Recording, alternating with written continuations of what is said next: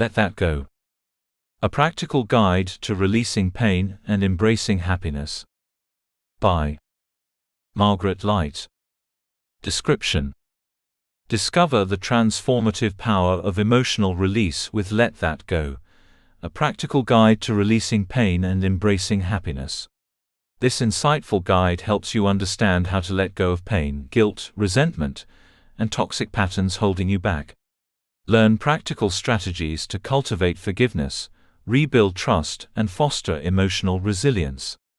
Perfect for anyone seeking inner peace and lasting joy, this book offers step-by-step tools to break free from emotional burdens and embrace a happier, healthier life. Start your journey to emotional freedom and well-being today with Let That Go. Chapter Outline.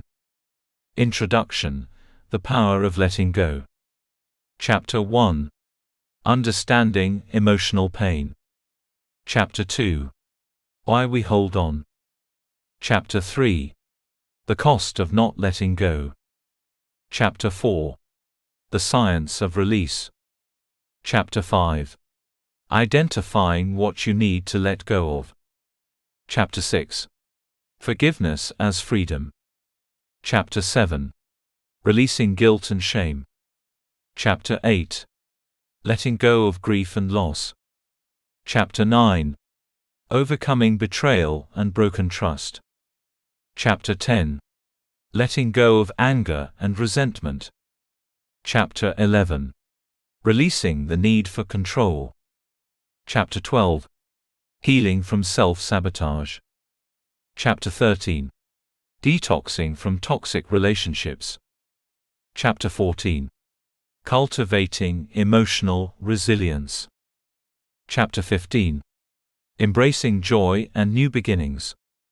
Chapter 16. Living a Life of Letting Go. Conclusion: You are free to be happy. Introduction: The Power of Letting Go. Letting go is one of the most profound yet difficult acts a person can undertake. It is not merely about forgetting or moving on. It is about releasing what no longer serves us so that we can reclaim our peace, our identity, and our power. To let go is to loosen our grip on past experiences, identities, relationships, beliefs, and emotions that weigh us down. It is a conscious and courageous choice to surrender the illusion of control, to stop wrestling with what we cannot change, and to embrace what lies ahead with open arms.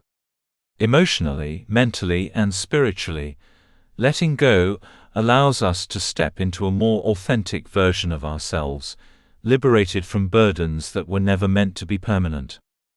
From the moment we begin to form memories, we begin to attach. We attach to people, to outcomes, to definitions of success and worthiness, to the comfort of the known, even if the known is pain. And as life inevitably brings its share of loss, betrayal, trauma, failure, and disappointment, many of us internalize these experiences in ways that distort our sense of self. Instead of flowing through pain, we cling to it. Instead of learning from failure, we identify with it. Instead of releasing toxic relationships or old narratives, we nurture them until they become the lens through which we see the world. This tendency to hold on is deeply human. It often stems from fear: fear of the unknown, fear of being alone, fear of losing identity, fear of change. Yet, holding on can become its own form of imprisonment. The more tightly we grip our pain, our past, our regrets, the more we cut ourselves off from the possibility of healing. We may think we are protecting ourselves by not letting go, but in truth, we are keeping wounds fresh by refusing to allow them to scar over. Guilt festers when left unchecked, trauma echoes when never addressed, and anger becomes toxic when constantly relived. It's like walking through life with a heavy backpack filled with stones. We grow used to the weight, but that does not mean it isn't breaking us down. Emotional release is not weakness. It is strength in its most honest form. It is the act of choosing peace over punishment, presence over the past, and love over fear. Letting go does not mean denying what has happened. It is not about pretending the pain didn't occur, or pretending we are unaffected by it. On the contrary, it is about facing our truths head-on. It is about acknowledging where we've been hurt, where we've made mistakes, where life hasn't been fair, and deciding that we no longer want those truths to define or diminish us. Letting go allows us to grieve what was lost, accept what cannot be changed, and create space for what might still be. Spiritually, letting go invites us into a deeper relationship with trust. Trust in ourselves. Trust in the unfolding of life. Trust that even when we release the familiar, we will be held. Trust that the universe or God, or whatever name we give to the higher power, will meet us in the space of surrender. There is sacredness in not knowing. There is beauty in the empty space that letting go creates, the space where something new can finally take root. This book is an invitation into that sacred space. It is not a how-to manual, filled with quick fixes or formulas. Instead, it is a journey, a guided path into your own heart, layered with reflection, truth-telling, and gentle confrontation. Each chapter will explore a different dimension of what it means to let go, letting go of pain, letting go of shame, letting go of perfectionism, letting go of control, letting go of old identities, letting go of toxic relationships, letting go of fear. These are not abstract concepts, they are deeply personal battles that many of us face, often in silence. You will be encouraged to reflect, to feel deeply, to remember parts of yourself you may have forgotten or abandoned. This book does not promise that the process will be easy, it won't be. Letting go can be messy, disorienting, even painful. But it will be worth it. Because on the other side of that release lies something precious: freedom. The freedom to be fully present. The freedom to love yourself without condition. The freedom to live without the ghosts of the past dictating your choices. The freedom to breathe fully and deeply, unencumbered by invisible weights. It is important to approach this journey with openness and hope. Letting go is not a one-time event, it is a practice, a mindset, a way of life. Some things we release quickly, others we must release again and again, each time peeling back another layer. And that's okay. Progress is not linear. Healing is not tidy. But every moment you choose release over resistance, you are reclaiming a piece of yourself. Every time you choose peace over chaos, you are rewriting your story. Every time you choose to let go, even just a little, you are stepping into your power. So take a deep breath. Set down whatever burdens you can, even if just for the duration of this page. Know that you are not alone. Countless others have walked this path and emerged lighter, clearer, freer. This book was written to remind you that you too can be free. You too can let go. And when you do, you will discover that underneath all the layers of pain and fear and survival, there is a self waiting to be rediscovered, a self that is whole, worthy, and beautifully enough. Let us begin this journey together, not with pressure, not with expectations, but with curiosity and compassion. Let us explore what it truly means to let go, not to forget, not to erase, but to transform. Let us reclaim the parts of ourselves we have lost along the way. And above all, let us remember, the power to let go already lives within you. All that remains is to trust it. Chapter 1: Understanding Emotional Pain. Emotional pain is a quiet, often invisible force that can shape a person's life in profound ways. Unlike physical pain, which often has a clear cause and recognizable symptoms, emotional pain lives within the depths of our psyche. It weaves itself into the fabric of our thoughts, influences how we interpret the world, and often speaks to us in the language of fear, insecurity, grief, and regret. Emotional pain is not an aberration or a flaw. It is a universal experience, something every human being will encounter at various points in life. The trouble is, while society has long since acknowledged the reality and seriousness of physical suffering, emotional pain often goes unseen, unspoken, and unhealed. To understand emotional pain, we must first distinguish it from physical pain. Physical pain has a biological function. It alerts us to injury, infection, or imbalance in the body. It demands immediate attention, and because its signals are so visible and measurable, we are taught early on how to respond. Go to a doctor, rest the injury, take prescribed medication. There is a standard protocol, and there is empathy from others. When you break your arm, you wear a cast, and people rush to help you carry things or write notes in school. Emotional pain, however, operates differently. It does not appear on X-rays or MRIs. It does not produce swelling or fever, at least not in ways that are visible. Yet it can be just as debilitating, sometimes more so. Emotional pain lingers in the mind and body, like an unresolved echo. It keeps us awake at night. It invades our dreams. It sits in our chest like a weight we can't quite name. It isolates us. It makes us question our worth. It rewrites our internal narrative and influences how we engage with others. And because it often goes unrecognized, people suffer with it in silence, unsure of how to explain it or where to seek relief. The sources of emotional pain are as varied as the human experience itself. One of the most common sources is loss. When someone we love dies, or when a relationship ends, we grieve not only the person but also the version of ourselves that existed in relation to them. Loss shatters our sense of continuity. It reminds us of the impermanence of life, the unpredictability of the future, and the fragility of connection. Even losses that appear minor on the surface, like losing a job or moving away from a familiar city, can provoke deep emotional unrest.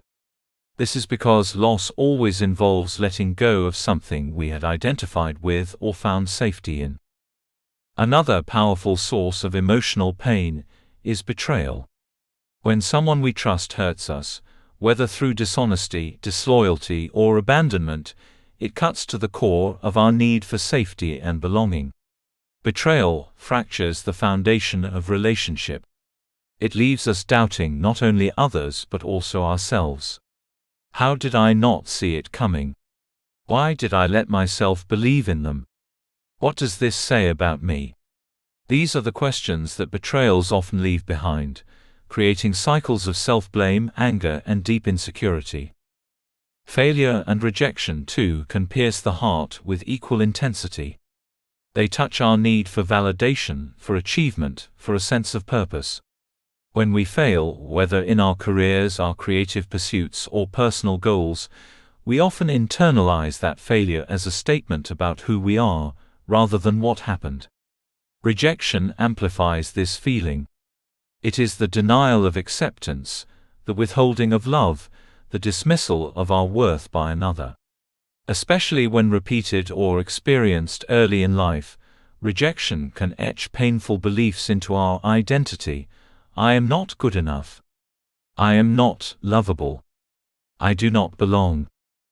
What makes emotional pain so enduring is not only the event itself, but the way we process or fail to process it. Pain, when not acknowledged, tends to bury itself deep within the subconscious. It may appear to fade, especially if we distract ourselves with work, relationships, or busyness, but it remains dormant, waiting for a trigger to bring it to the surface. Emotional pain is stored in the body as well. Our nervous systems remember what our minds try to forget. Tight shoulders, clenched jaws, shallow breaths, recurring illness, these can all be physical manifestations of emotional trauma. Neuroscience has shown that the brain does not easily distinguish between physical and emotional threats. Both activate the same survival centers and release similar stress hormones. Pain also affects our behavior in ways we may not immediately recognize. A person who has experienced abandonment might avoid intimacy out of fear of being left again. Someone who was criticized constantly as a child might become a perfectionist, driven by a need to earn love or avoid judgment. Another who endured betrayal might become overly suspicious or emotionally distant, erecting barriers to prevent future hurt. These coping mechanisms may help in the short term, but over time they can limit our capacity to connect, grow, and experience life fully. They become prisons disguised as protection. Yet within all of this there is a deeper truth that often goes overlooked. Emotional pain, when processed well, can become a profound teacher. Pain strips away illusions. It forces us to confront what we have ignored. It brings us face to face with our fears, our needs, and our most vulnerable selves. Pain reveals our wounds, yes, but it also shows us where healing is needed. It invites us to slow down, to listen inward, to reassess our patterns and beliefs. And in doing so, it offers the opportunity for transformation. When we allow ourselves to fully feel our emotional pain, not to wallow in it, but to witness it without judgment, we begin the process of integration. This means that instead of pushing the pain away, we bring it into the light of consciousness. We ask what it has to teach us. We look at the unmet needs beneath the hurt. We identify the false beliefs it has created. And slowly, gently, we begin to release the pain's control over our lives. This is not a quick or easy process, but it is a deeply empowering one. It is the journey of reclaiming ourselves. Many spiritual traditions and psychological schools of thought affirm this idea, that pain, though difficult, has sacred value. Carl Jung famously said, "There is no coming to consciousness without pain." The mystics speak of the dark night of the soul as a necessary descent before illumination. In Buddhist teachings, suffering is seen not as punishment, but as a doorway to compassion and awakening. Even in the language of everyday life, we use metaphors like growing pains or breaking open to describe the way hardship precedes transformation. This is not to romanticize suffering or suggest that all pain is meaningful in the moment it occurs. Some pain is senseless and cruel, the result of injustice, abuse, or tragedy. Not all pain is equal, and not all of it should be endured quietly. But even the most devastating pain can, over time and with support, become fertile ground for growth. Survivors of trauma often speak of becoming stronger, more empathetic, more alive than they were before. Those who have lost deeply often love more deeply. Pain, paradoxically, can open us. It can humble us. It can deepen our capacity for joy by revealing the full spectrum of what it means to be human. To begin understanding emotional pain, then, is to begin understanding ourselves. It is to admit that beneath our defenses, our masks, and our roles, we are all carrying wounds. Some are fresh, others are ancient. Some scream loudly, others whisper from the edges. But all deserve our attention. All deserve to be felt, named, honored, and ultimately released. This chapter is the starting point of a longer journey, one that will ask you to be honest, to be vulnerable, and to be brave. The chapters ahead will explore the many faces of emotional pain and the paths through which we can let it go. You will be invited to revisit your past, to question your beliefs, to explore your body's wisdom, and to rediscover the part of you that pain could never touch, the resilient, loving, creative self that has been waiting for permission to rise. You do not have to have all the answers. You do not have to rush the process.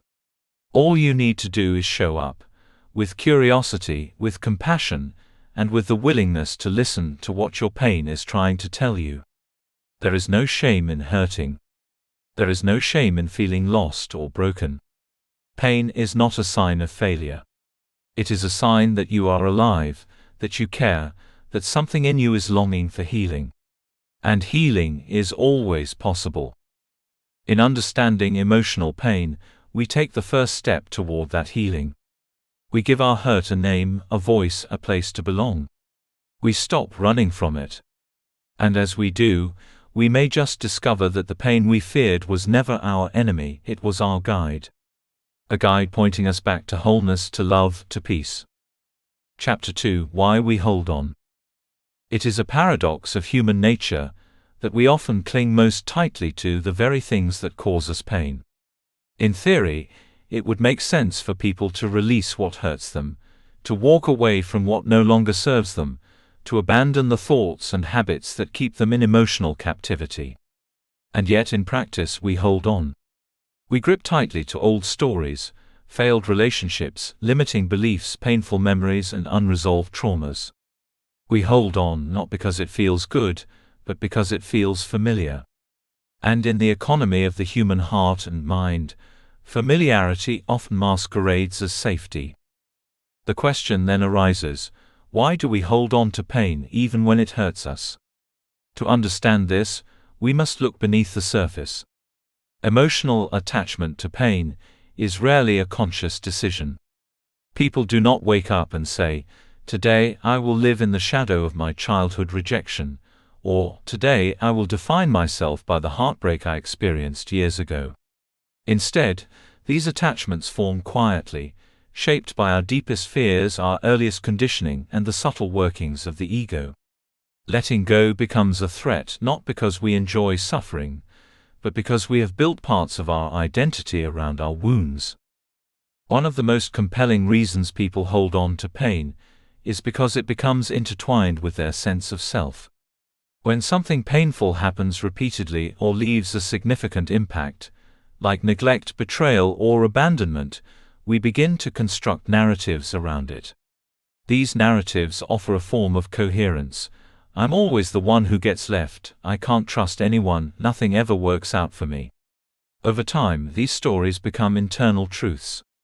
They may not be accurate or kind, but they feel stable. They give structure to our experience.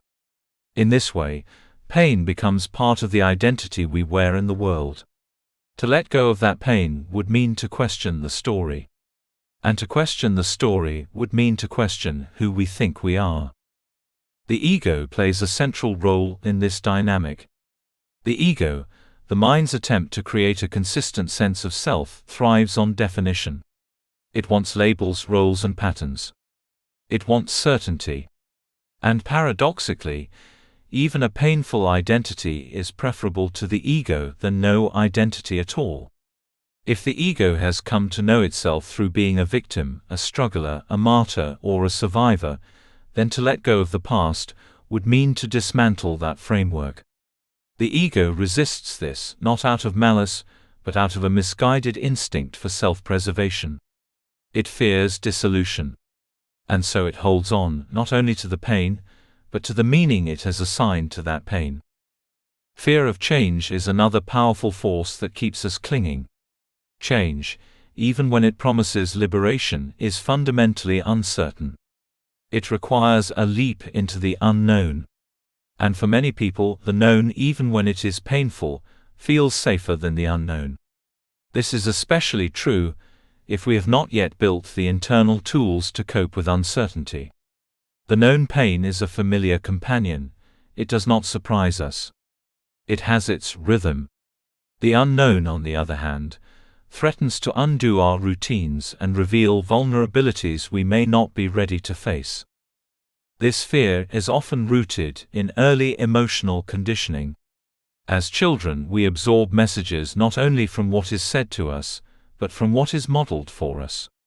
If we were taught, directly or indirectly, that love must be earned, that emotions are dangerous, or that vulnerability invites harm, then we carry these beliefs into adulthood.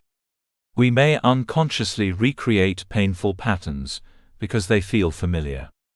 For example, someone who grew up with emotionally unavailable caregivers may seek out similar partners, not because they want to suffer but because that dynamic feels normal, even comforting. In this way, the pain of the past becomes the template for the present. Unresolved childhood wounds are perhaps the deepest roots of emotional attachment. The pain we experience early in life, before we have the capacity to understand or express it, often becomes frozen in the body and psyche. These wounds may come from overt trauma, such as abuse or neglect, or from more subtle sources, such as emotional invalidation, inconsistency, or a lack of safe attachment. Regardless of the specifics, the pain we do not process as children tends to resurface in adult life, often in disguised forms. We may overreact to minor rejections, sabotage our own success, or repeat dysfunctional patterns, all as unconscious attempts to resolve what was never healed. The inner child, the part of us that carries these early experiences, is not just a metaphor. It is a living aspect of our emotional reality. When the inner child feels unseen, unheard, or unsafe, it clings to the pain as a form of self-protection. It says, in effect, if I stay angry, I won't be hurt again, or if I stay guarded, I won't be abandoned again. These strategies are primitive, but they are deeply human. They are rooted in a longing for safety, for love, and for coherence in a world that once felt chaotic or cruel. Yet the tragedy is that holding on to pain ultimately hurts more than it protects. What begins as a defense mechanism becomes a prison. The walls we build to keep pain out become the walls that keep us locked in. We start to live in emotional echo chambers, where every new experience is filtered through the lens of old wounds. We stop trusting. We stop risking. We stop fully living. And the worst part is that we often do not realize we are doing it. The pain becomes so normalized that it fades into the background, like white noise, always present, always subtly shaping our choices and our worldview. Holding on to pain also affects our relationships. We project our unresolved wounds onto others. We expect them to abandon us, to betray us, to disappoint us, and often we behave in ways that unconsciously invite those outcomes. We may become clingy or distant, defensive or demanding, not because we are unloving, but because we are afraid. Our partners, friends, or even children may be punished not for what they have done, but for what someone else did long ago. In this way, unprocessed pain becomes a generational legacy passed down not through genetics, but through emotional inheritance. On a personal level, holding on stifles growth. It keeps us tethered to past versions of ourselves, preventing us from evolving. We become reactive rather than responsive, stuck in survival mode rather than thriving. Our creativity diminishes. Our joy becomes conditional. Our sense of freedom narrows. And perhaps most poignantly, we become strangers to ourselves. The person we were meant to become gets buried under layers of fear, resentment, and sorrow. There is a moment in every healing journey when we must confront this reality. We must ask ourselves with radical honesty, what am I still holding on to? And why? Sometimes the answers surprise us. We may realize we are holding on to guilt because it feels noble, or to anger because it gives us a sense of power, or to sadness because it connects us to someone we lost. These attachments are not irrational, they are deeply meaningful to the psyche. But meaning does not equal truth. And holding on, no matter how understandable, is not the same as healing. Letting go does not mean forgetting. It does not mean pretending the pain didn't happen, or that it doesn't matter. Rather, it means choosing not to be defined by it. It means honoring the wound, without letting it write the rest of the story. It means creating space for new experiences, new beliefs, and new ways of being. And perhaps most importantly, it means choosing love over fear, love for oneself, love for others, and love for the future that still awaits. To begin this process, we must cultivate awareness. We must notice the moments when our pain speaks through us, when we shut down, lash out, pull away, or retreat into old patterns. We must recognize the stories we tell ourselves and ask where they came from. Are they true? Are they helpful? Are they still necessary? These questions are not meant to shame us, but to free us. They invite us to step into the role of the compassionate observer, to witness our pain without being consumed by it. We must also be willing to grieve, not just the original wound, but the identity we built around it. Grief is not only about loss, it is about transformation. It is the process through which we acknowledge what was, accept what is, and open to what could be. This grieving process may be slow. It may require support from therapists, spiritual guides, or trusted friends. But it is essential. For only through grieving can we truly release. Finally, we must choose forgiveness, not necessarily for others but for ourselves. Forgiveness means acknowledging that we did the best we could with what we knew at the time. It means extending compassion to the parts of us that held on, not because they were broken, but because they were scared. And it means believing that healing is possible, not because the past changes, but because we do. In the chapters ahead, we will explore how to release the specific burdens we carry: shame, anger, perfectionism, fear. But all of that begins with this foundational truth: we hold on because we are human.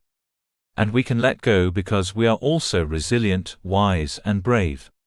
The pain you carry has shaped you, but it does not have to define you. You are more than your story. You are more than your survival.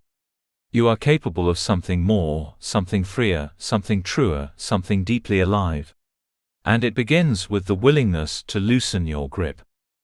Let this be the moment where the holding on begins to soften. Let this be the moment where the story starts to change. Not all at once. Not perfectly. But gently, steadily, and with great love. Chapter 3: The Cost of Not Letting Go. There is a silent weight that many people carry. It is not visible to the outside world, but it weighs down the spirit, clouds the mind, and burdens the body. This weight is the accumulation of emotional pain that has never been released, grudges that linger, grief that remains unprocessed, bitterness that simmers beneath a smile, and regrets that echo through sleepless nights. When we choose not to let go of the pain we've endured, we do not simply move on, as the world often demands. Instead, that pain embeds itself in every layer of our being, exacting a cost that compounds over time. The true price of holding on is not only emotional, it is mental, physical, and relational. It touches every part of our lives, quietly dictating the way we feel, think, relate, and exist. Emotionally, the refusal or inability to let go traps us in a perpetual state of inner conflict. We may find ourselves replaying past hurts like a broken record, reliving conversations, betrayals, and mistakes in our minds again and again. This emotional recycling becomes a kind of self-imposed suffering. It keeps our nervous system in a heightened state of arousal, always on guard for the next threat, even when none is present. The sadness never fully lifts. The anger never truly settles. The fear never completely fades. Over time, this internal friction drains us. Joy becomes fleeting, peace becomes elusive, and we begin to accept a life of quiet discontent as normal. Mentally, the burden of unresolved emotional pain can distort our thinking. It breeds cynicism and mistrust. We may become consumed by negative thought patterns, ruminating over what went wrong, what we should have done differently, or how we were wronged. This mental fixation not only robs us of the present moment, but also reshapes how we perceive the future. Hope begins to feel naive. Possibilities shrink. The mind becomes a cage, and every thought feels like it is banging against the bars. Creativity suffers. Focus diminishes. Decision-making becomes harder. We doubt ourselves, others, and the goodness of life itself. Physically, the consequences of holding on are no less severe. The body and mind are not separate, they are deeply intertwined. Emotional stress, when held over time, begins to manifest in physical symptoms. Chronic stress floods the body with cortisol and adrenaline, hormones designed for short bursts of survival, not long-term habitation. Over time, this creates inflammation, weakens the immune system, and contributes to a host of chronic conditions including high blood pressure, heart disease, gastrointestinal issues, headaches, and autoimmune disorders. Muscles tense and remain tight, especially in the neck, shoulders, and jaw. Sleep becomes difficult, if not impossible.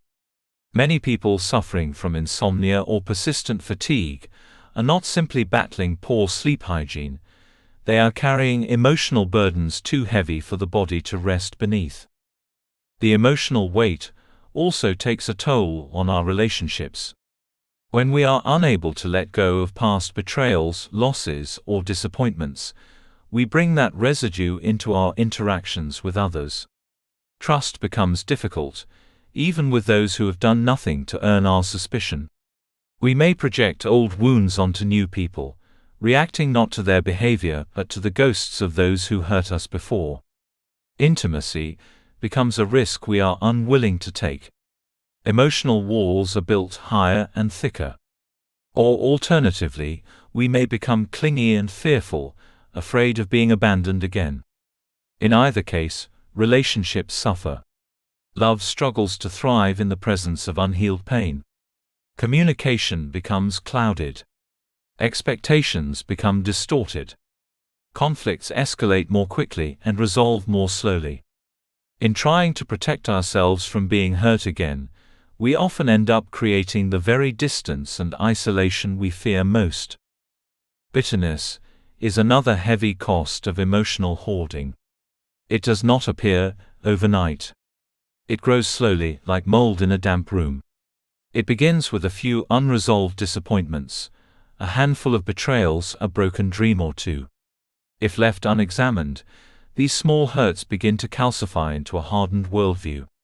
We begin to believe that life is unfair, that people are inherently selfish, that happiness is for others.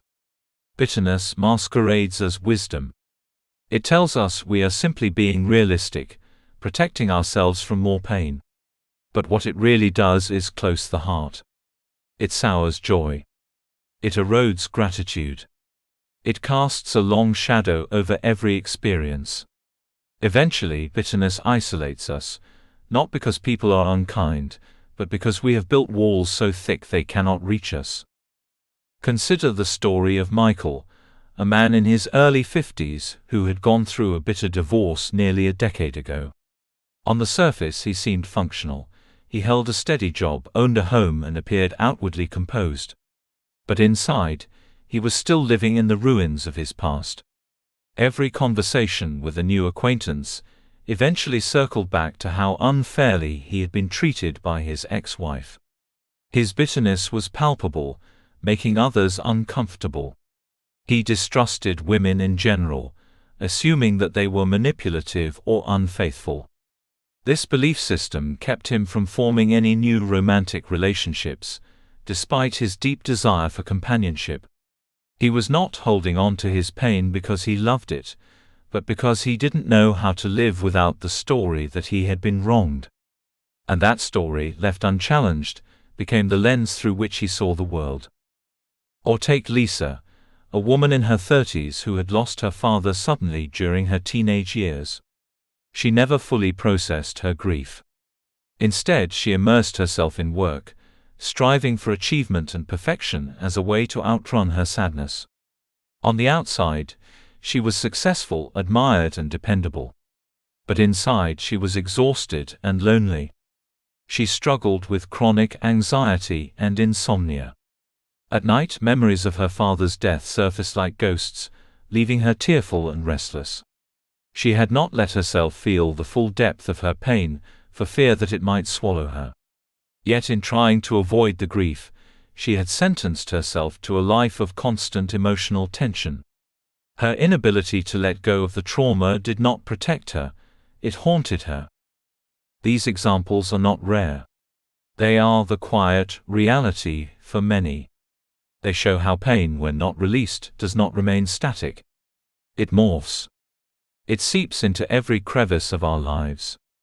It influences our choices, restricts our joy, and shapes our relationships. It becomes the subtext of our stories, the background noise of our days. There is also a spiritual cost to not letting go. When we carry old wounds, grudges, or unhealed emotions, we become disconnected from our deeper self. Our inner wisdom, our intuition, our sense of connection to something greater than ourselves, all of these become harder to access. Pain narrows our awareness. It keeps us focused on survival, on defense, on scarcity. But our spirit longs for expansion, for openness, for peace. We cannot live fully in the present when we are still imprisoned by the past. We cannot step into our purpose when we are still defined by our pain.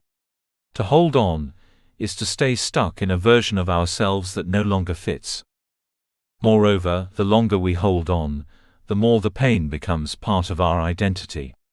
We begin to believe that we are broken, unlovable, unlucky, or cursed.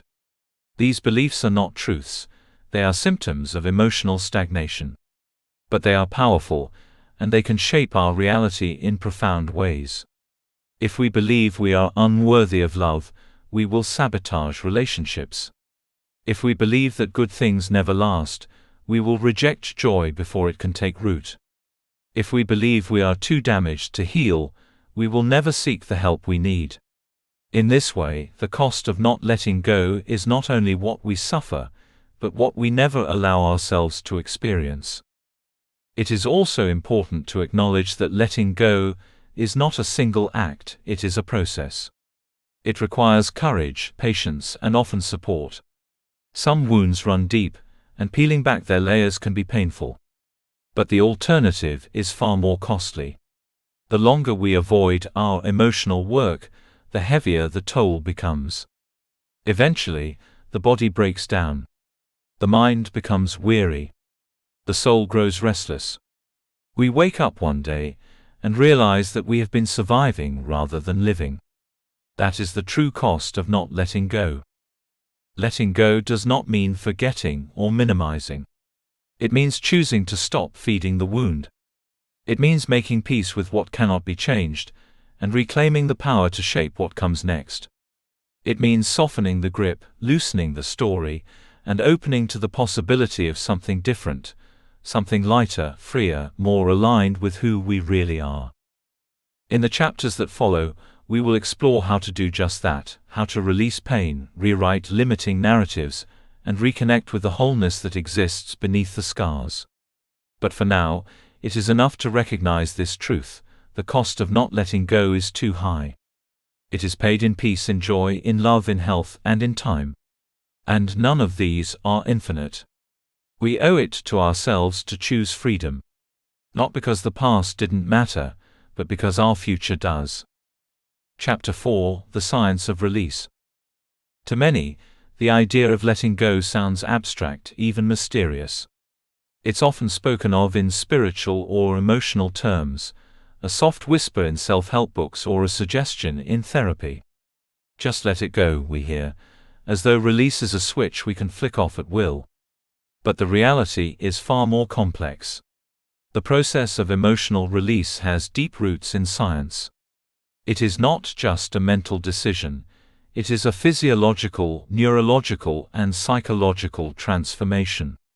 Our brains, bodies, and emotions are woven together in ways that modern science is only beginning to fully understand.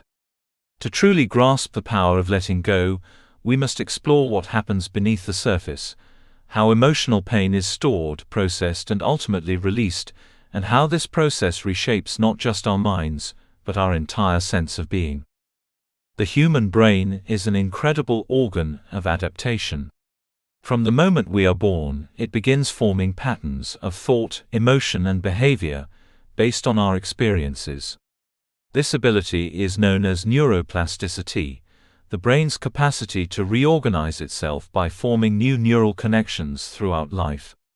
Neuroplasticity means that nothing in the brain is truly fixed. Even deeply embedded emotional responses, habits, or traumas can be rewired with consistent, intentional effort. This is the foundation of emotional healing. When we talk about letting go, we are not talking about erasing memories or pretending pain never occurred. We are talking about changing the way the brain responds to those memories, softening the emotional charge they hold, and building new pathways that support peace rather than pain. For example, if someone experienced betrayal in a formative relationship, the brain may create a connection that links intimacy with danger or vulnerability with harm. Over time, this association can become automatic. Even in new relationships, the brain may default to the old pattern, triggering fear, anxiety, or defensiveness. But through therapy, self-reflection, and repetition of new, healthier experiences, the brain can begin to lay down alternative pathways. These new pathways say, not all intimacy is dangerous, not all people will betray me, vulnerability can be safe. This is the science of release in action. It is not forgetting. It is rewiring. Equally important is the body's role in storing and releasing emotional pain. The body does not lie. While the mind can repress, deny, or rationalize emotions, the body keeps a precise record of what we have lived through. This concept is referred to as somatic memory. Somatic comes from the Greek word soma, meaning body. It refers to the way our experiences, especially traumatic ones, are encoded in our muscles, nervous system, and physiology. When we experience a traumatic or emotionally overwhelming event, and our body doesn't have the chance to fully process it in the moment, that energy becomes trapped. It lingers as tension in the shoulders, tightness in the chest, and knot in the stomach or chronic fatigue. Sometimes it manifests as illness or persistent pain with no identifiable medical cause. This is why emotional healing often involves more than talk therapy. While discussing our pain is an important step, it doesn't always reach the body where the trauma may still live.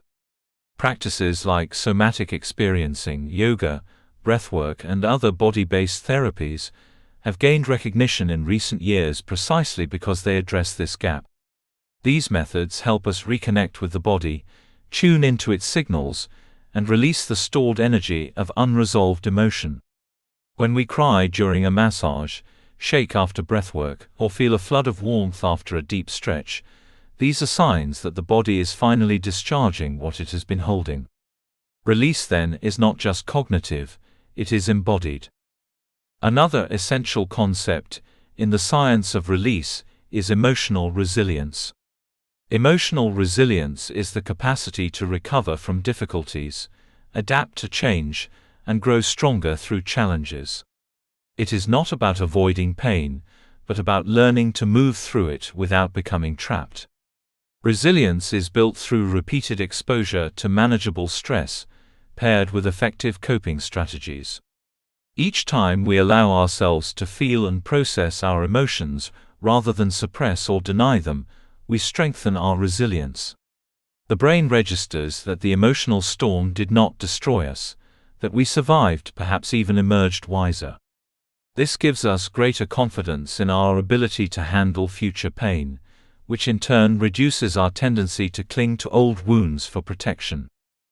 The vagus nerve plays a key role in resilience and emotional regulation. This long nerve runs from the brainstem through the face, chest, and abdomen, and is a central component of the parasympathetic nervous system, the system responsible for rest, digestion, and healing. When the vagus nerve is stimulated, it signals safety to the body, reducing heart rate, lowering blood pressure, and allowing for emotional processing. Practices like deep breathing, meditation, chanting, humming, and even cold exposure have been shown to activate the vagus nerve and support emotional release. By intentionally calming the body, we create a physiological environment that invites healing.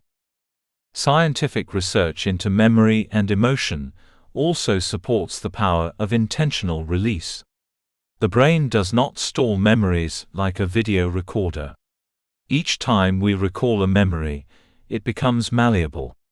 It reactivates and then restores itself based on the current emotional state and context.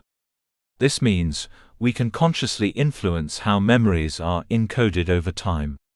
Through practices like visualization, reframing, and journaling, we can begin to shift the meaning of painful experiences. A memory of rejection, for example, can transform from a narrative of inadequacy into a story of resilience and growth. This does not erase the pain, but it reshapes its influence. We go from being victims of our past to authors of our present. Another area of psychological research relevant to release is mindfulness. Mindfulness, The practice of non-judgmental awareness of the present moment has been widely studied for its effects on emotional regulation. Brain scans of long-term meditators show increased activity in the prefrontal cortex, the region associated with decision-making and emotional regulation, and decreased activity in the amygdala, the part of the brain associated with fear and threat detection. This suggests that mindfulness helps us respond to emotional triggers with greater clarity and less reactivity. By simply learning to sit with our emotions, without judgment, without rushing to fix them, we create space for those emotions to move through us. We begin to realize that emotions are not permanent states, but waves that rise and fall. When we resist them, we get stuck. When we allow them, they pass. Letting go also involves self-compassion, a concept rooted in both neuroscience and psychology. Self-compassion activates the caregiving system in the brain, increasing the production of oxytocin and reducing cortisol. This hormonal shift supports healing by creating a sense of internal safety. When we judge ourselves harshly for being in pain or tell ourselves to get over it, we actually inhibit release. The brain perceives criticism, even self-criticism, as a threat, and responds with defense mechanisms that block vulnerability. But when we meet ourselves with kindness, understanding, and patience, the brain feels safe enough to let go. Healing becomes possible. The science of habit formation also plays a role in emotional release. Letting go is not usually a one-time event. It is a process that requires repetition. Just as our emotional patterns were built through repeated responses to past events, so too must new patterns be built through repeated acts of awareness, self-care, and intention. Neuroscientists estimate that it takes between 21 and 66 days to establish a new habit, depending on its complexity. This means that letting go, especially of deeply rooted emotional pain, requires commitment and practice.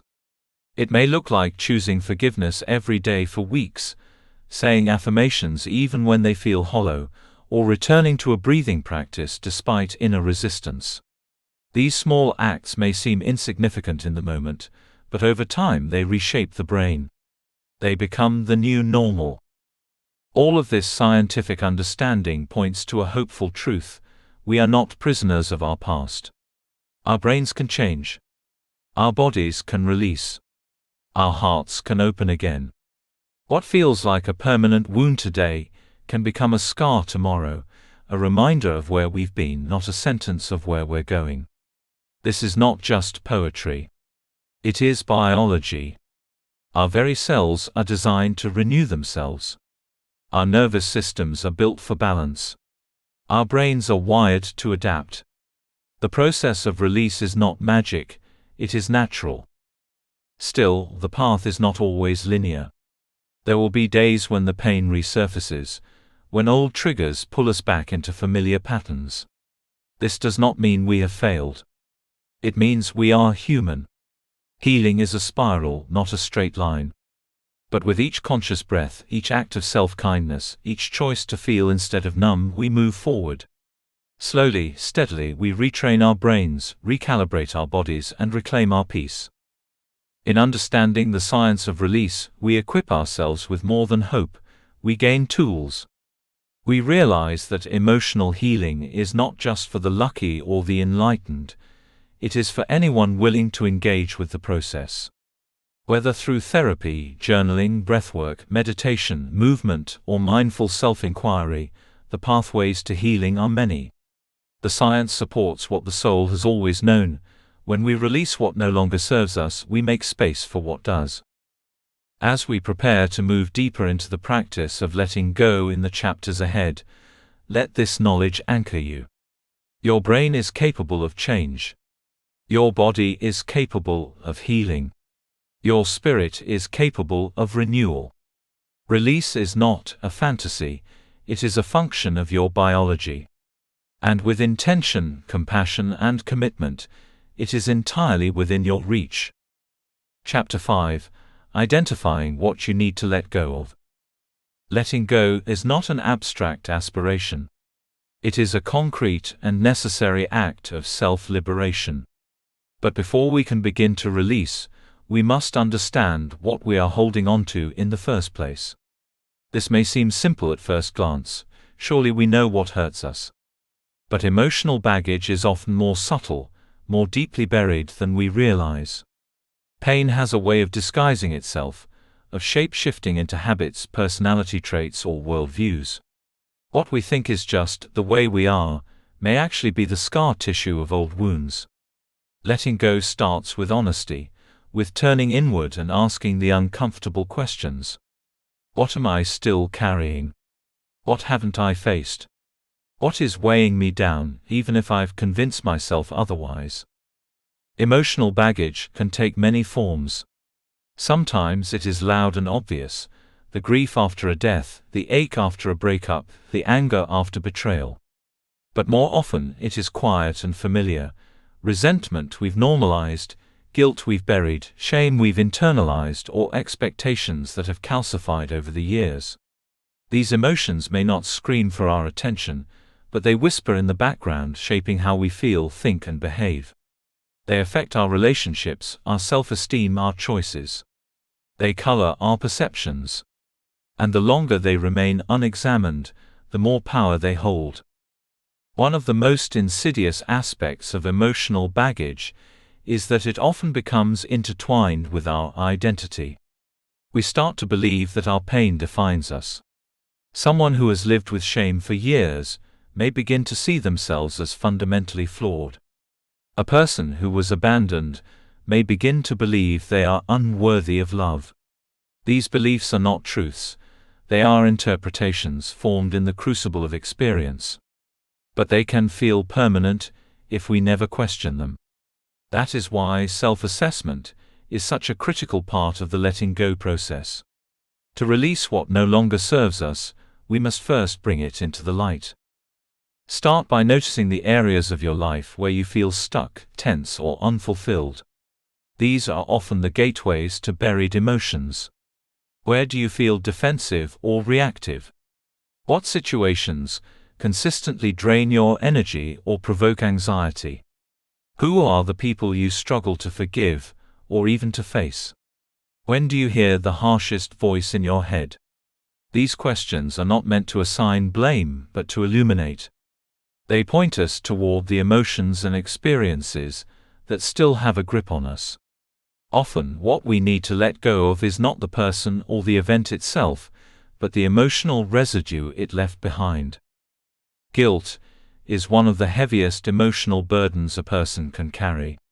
It stems from the belief that we have done something wrong, that we have failed to meet a moral or relational standard. Sometimes guilt is appropriate. It alerts us to harm we've caused and invites us to make amends. But often guilt becomes toxic. We carry it not because we've truly done wrong, but because we've internalized unrealistic expectations or have been conditioned to take responsibility for others' feelings. Childhood guilt, for example, often arises in dysfunctional family systems where children are blamed for adult problems. This kind of guilt, when unexamined, can lead to lifelong patterns of self-sacrifice, codependency, or self-punishment. Letting go of toxic guilt means recognizing where it originated, questioning its validity, and learning to forgive yourself for being human. Closely related to guilt is shame, but while guilt says I did something bad, shame says I am bad. Shame is corrosive. It erodes our sense of worth and isolates us from others. It often begins in childhood, when we are made to feel that our feelings, desires, or needs are wrong. It is reinforced by cultural messages that tell us we must look a certain way, achieve certain things, or behave a certain way to be lovable. Shame thrives in silence. The more we hide it, the more powerful it becomes. To let go of shame, we must begin by speaking it, to ourselves, to a journal, to a trusted person. In doing so, we strip it of its secrecy. We begin to see that our shame is not a personal failing, but a human experience that can be healed. Resentment is another emotion that binds us to the past. It is the slow-burning fire of unresolved anger, disappointment, or injustice. We hold on to it because it gives us a sense of righteousness or control. But in truth, resentment chains us to the very thing we want to move on from. It keeps us energetically connected to people or situations that hurt us. Often we carry resentment not just toward others but toward ourselves, for choices we made, red flags we ignored, or time we feel we wasted. Letting go of resentment involves acknowledging the hurt, expressing the anger, and then making a conscious choice to release the grip it has on us. This does not mean we condone what happened, it means we choose peace over poison. Grief is perhaps the most tender of all the emotions we must learn to let go of. It is not limited to the death of a loved one. We grieve relationships, jobs, dreams, versions of ourselves that never came to be. Grief is not something to get over. It is something to walk through, to make space for. Suppressed grief often shows up as numbness, depression, or a sense of disconnection from life. We may avoid grief because we fear it will consume us. But unexpressed grief does not disappear, it burrows into the heart and hardens. Letting go of grief means allowing ourselves to feel it fully, to cry, to remember, to rage, to accept. It means honoring what we've lost, while also making room for what is still possible. Unmet expectations are another silent source of pain. We create stories about how life should unfold, about what we should have achieved by a certain age, about how others should behave or how we should feel. When reality doesn't match the script, we suffer. We may not even realize we are grieving these unmet expectations, but they weigh on us nonetheless. Letting go here means releasing the illusion of control. It means embracing the present moment, with all its imperfections and surprises. It means rewriting our narratives in a way that honors our truth instead of our fantasy. So, how do we begin the process of identifying what needs to be released? One of the most powerful tools is journaling. Writing bypasses the inner censor. It allows thoughts and feelings to rise to the surface without judgment. Set aside quiet time and ask yourself, what am I still angry about? What do I regret? Who do I still think about with pain or confusion? What patterns keep repeating in my life? What am I afraid to say out loud? Let the answers flow. You are not writing for anyone but yourself. This is not about grammar or structure, it is about truth. The more honest you are, the more insight you will gain. Another helpful practice is to write unsent letters. These are letters addressed to people, experiences, or even parts of yourself that you need to confront or release. Say what was left unsaid. Express the hurt, the confusion, the longing. Then, when you're ready, you can tear up or burn the letter as a symbolic act of release. It is not about the other person reading it, it is about freeing yourself from the emotional burden. You might also try stream of consciousness writing, where you set a timer and write continuously for a set period of time, say 10 to 20 minutes, without stopping, editing, or censoring. Start with a prompt like, "What I haven't let go of is," and see where it takes you. Often, what we need to let go of will surface unexpectedly, through a phrase, a memory, a surge of emotion. Trust the process.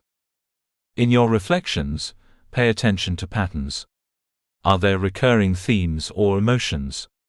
Do certain memories still feel raw, no matter how much time has passed? These are clues.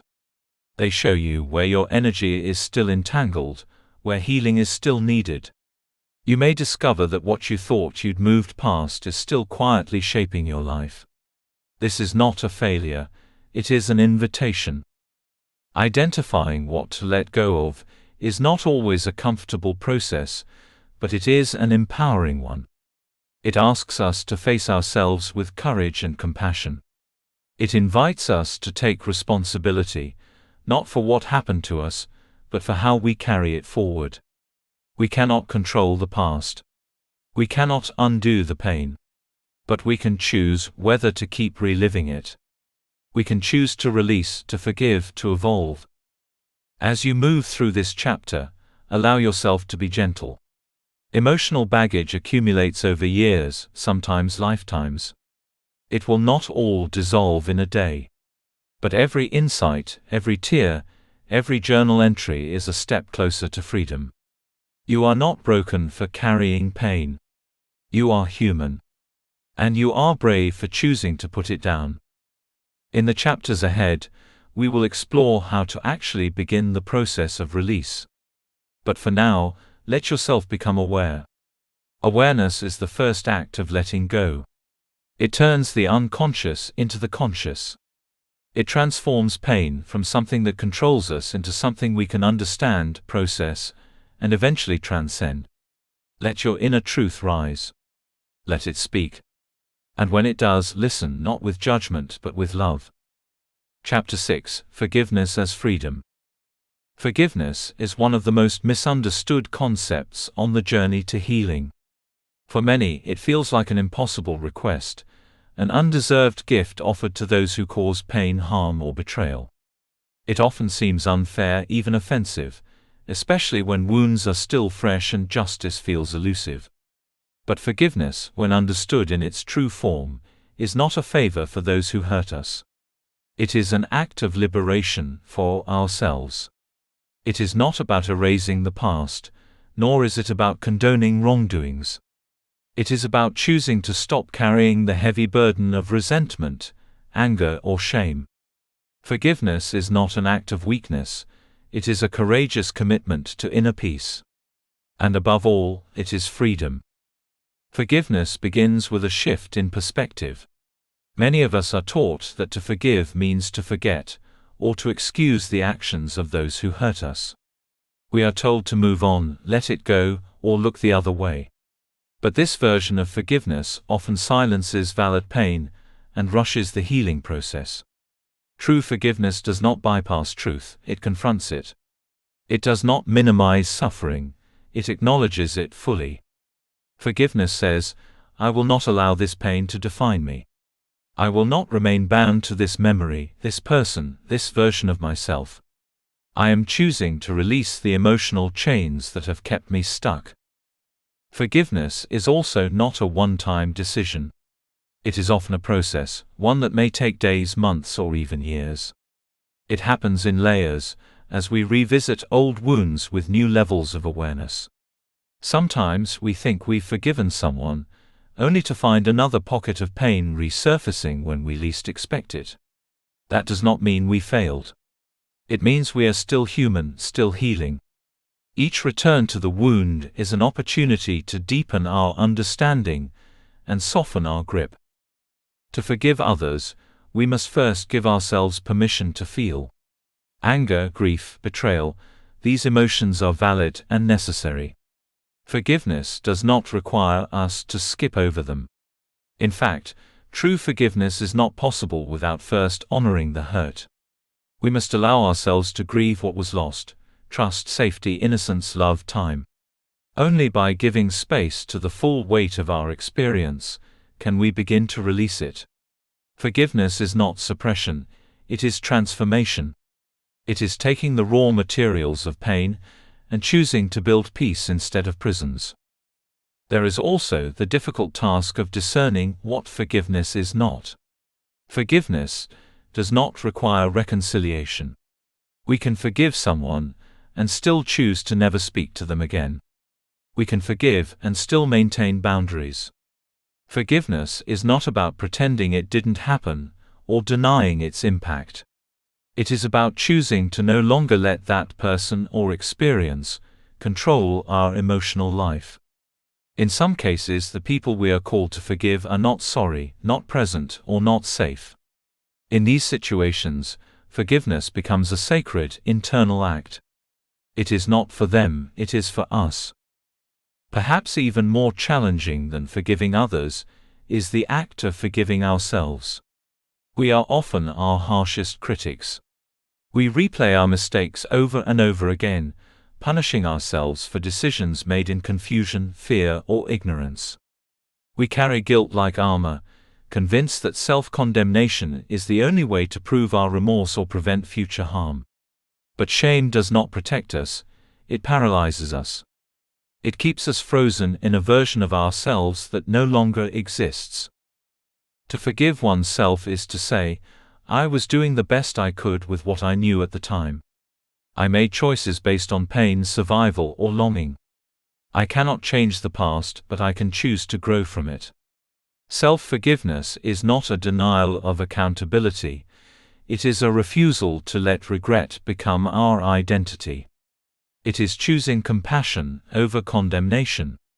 It is allowing ourselves to evolve.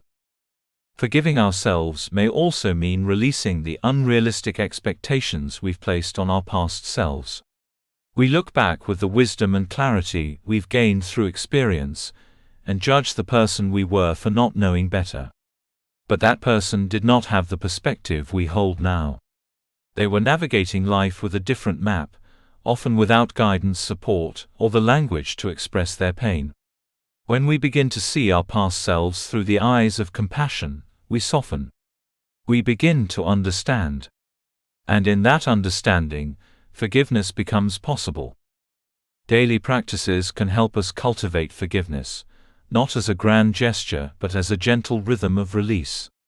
One simple but powerful practice is the use of intentional breathwork.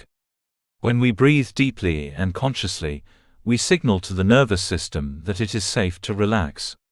Pairing breath with the intention to let go can begin to dissolve the tight grip of resentment. As you inhale, imagine drawing in compassion and clarity. As you exhale, imagine releasing anger, judgment, or sorrow.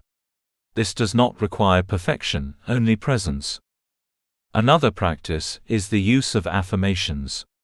While they may feel awkward at first, affirmations can slowly rewire the mind. Statements like, I am willing to forgive, or I release the past and choose peace, may not feel entirely true in the beginning, but repetition plants seeds. Over time, these new thoughts begin to take root, shifting our internal narrative from blame to freedom. Visualization is also a powerful tool. Close your eyes and picture the person or experience you are struggling to forgive.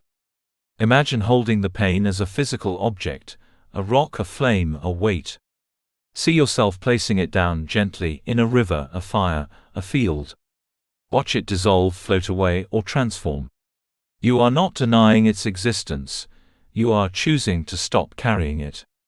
The mind responds to imagery, and this practice can help you move from intellectual understanding to emotional release. Writing can again serve as a form of therapy. Try journaling from the perspective of your older, wiser self.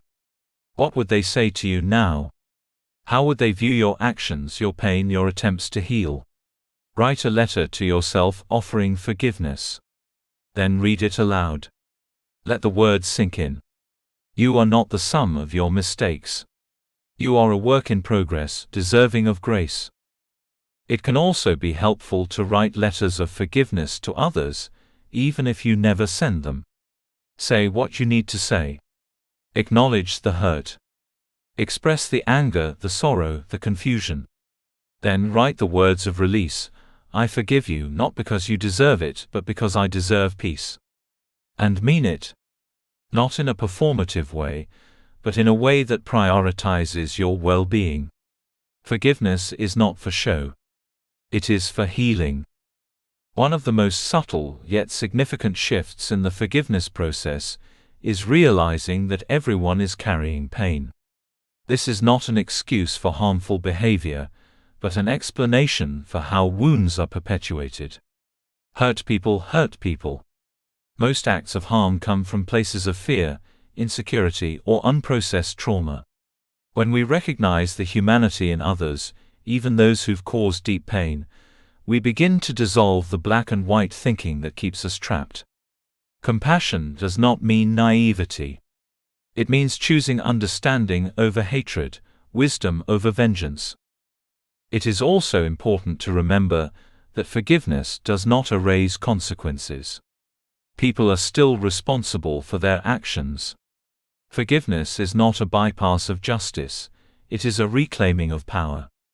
It says, I will not let your actions define my life. I will not hand over the keys to my peace. I am choosing a future that is not dictated by the past. Forgiveness also frees up space within us, space that can be filled with joy, presence, and creativity. When we are no longer consumed by what someone did or didn't do, we can begin to re-engage with life.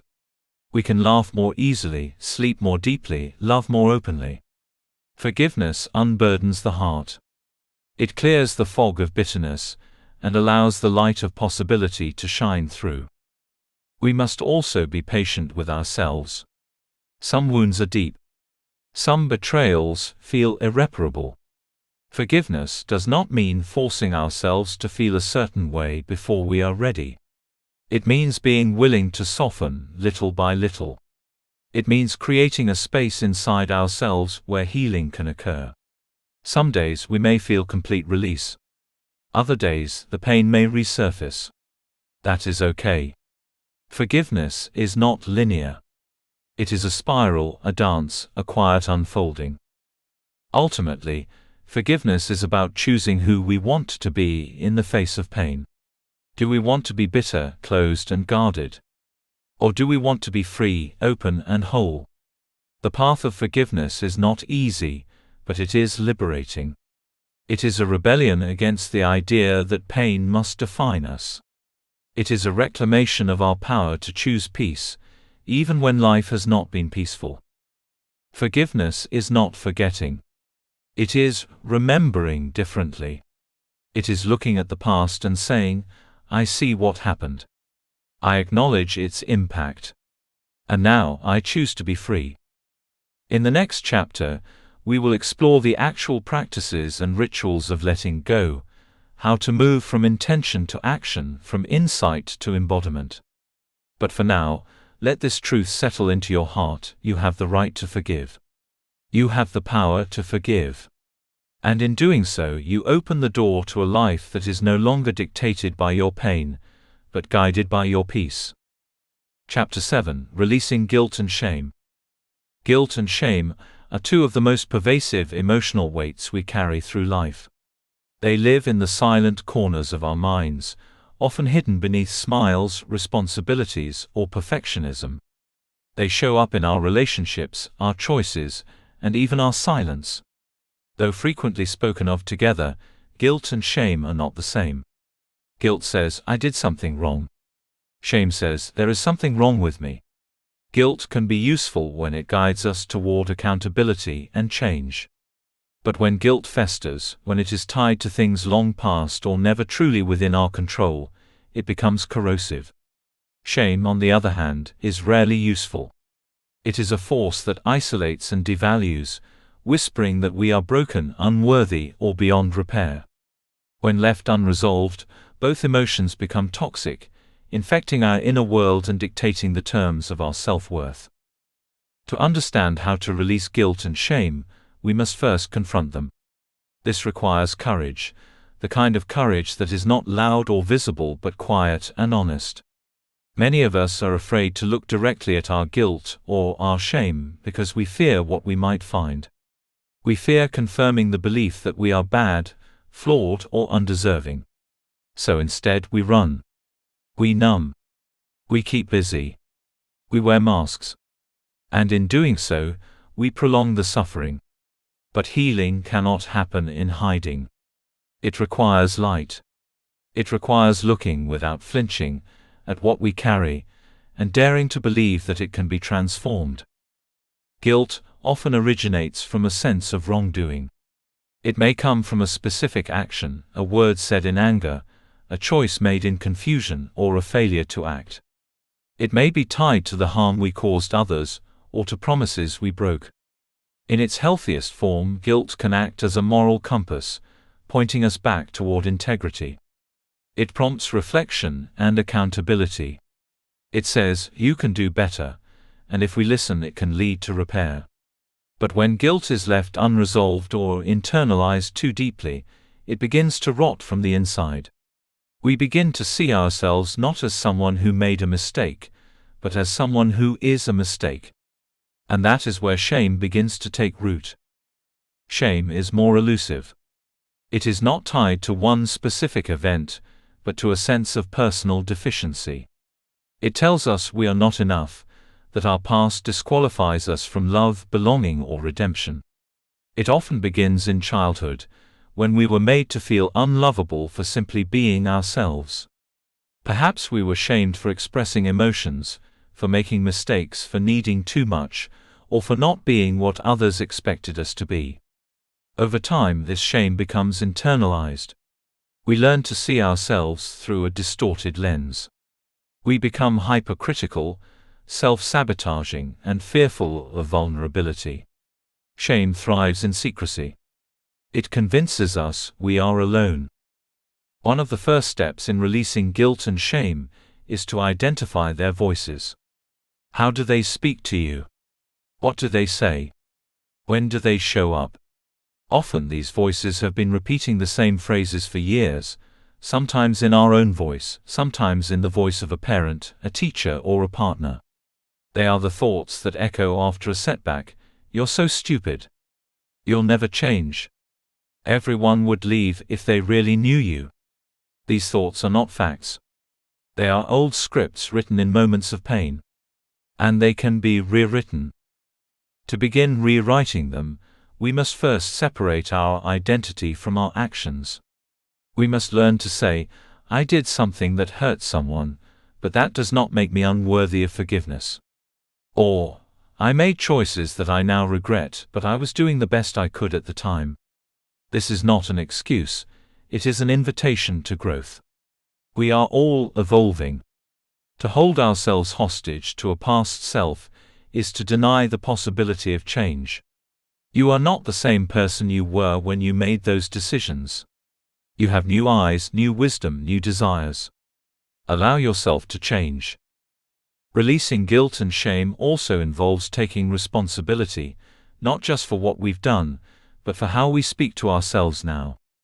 It means acknowledging harm when harm was caused, and making amends where possible. It also means choosing to no longer perpetuate the harm internally through self-punishment. This is where healing practices become essential, not as magic cures, but as consistent acts of self-respect. One healing practice that can be transformative is the art of confession, not in a religious sense but in an emotional one. Writing down what we feel guilty or ashamed of allows us to confront it clearly. It brings hidden wounds into the open. In your journal, allow yourself to write freely. Name the memories, the actions, the feelings. Do not censor or minimize. Let the words come as they are. Then, read them aloud to yourself. Hear your own pain. Recognize the humanity in it. This is not about wallowing, it is about witnessing. After you have written and read, respond to yourself with compassion. Write a second letter, this time from the voice of your highest self, the part of you that sees your whole story.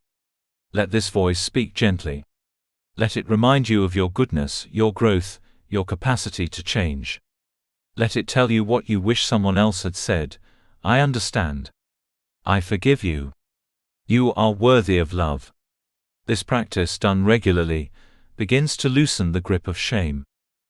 Another practice is somatic awareness. Guilt and shame do not only live in the mind, they lodge in the body. They show up as tightness in the chest, a knot in the stomach, tension in the jaw. They live in the slouch of your shoulders, the shallow breath, the clenched hands. Learning to notice where these emotions live in your body allows you to release them physically. Breathwork, gentle stretching, and grounding exercises can help create a sense of safety in the body. As you breathe deeply, place your hand over the part of your body where you feel guilt or shame. Say, "You are safe now. You don't have to carry this alone." This physical act of care begins to rewire the nervous system. Releasing guilt and shame also requires cultivating a new narrative. Many of us carry identities rooted in old pain: the failure, the liar, the disappointment, the burden. These labels are not truths, they are trauma imprints. To shift them, Begin naming the person you are becoming. Speak it aloud: I am learning. I am healing. I am allowed to grow. I am becoming someone who loves and respects themselves. You don't have to fully believe it yet. Belief grows with repetition. Every time you replace a shame-based thought with a truth-based one, you weaken the old wiring and strengthen the new. Forgiving yourself is another layer of release. It is perhaps the most radical act of self-love. It means letting go of the need to punish yourself. It means understanding that no amount of self-hatred will ever make you better. It will only make you smaller. You can choose accountability and growth without shame. You can learn without self-rejection.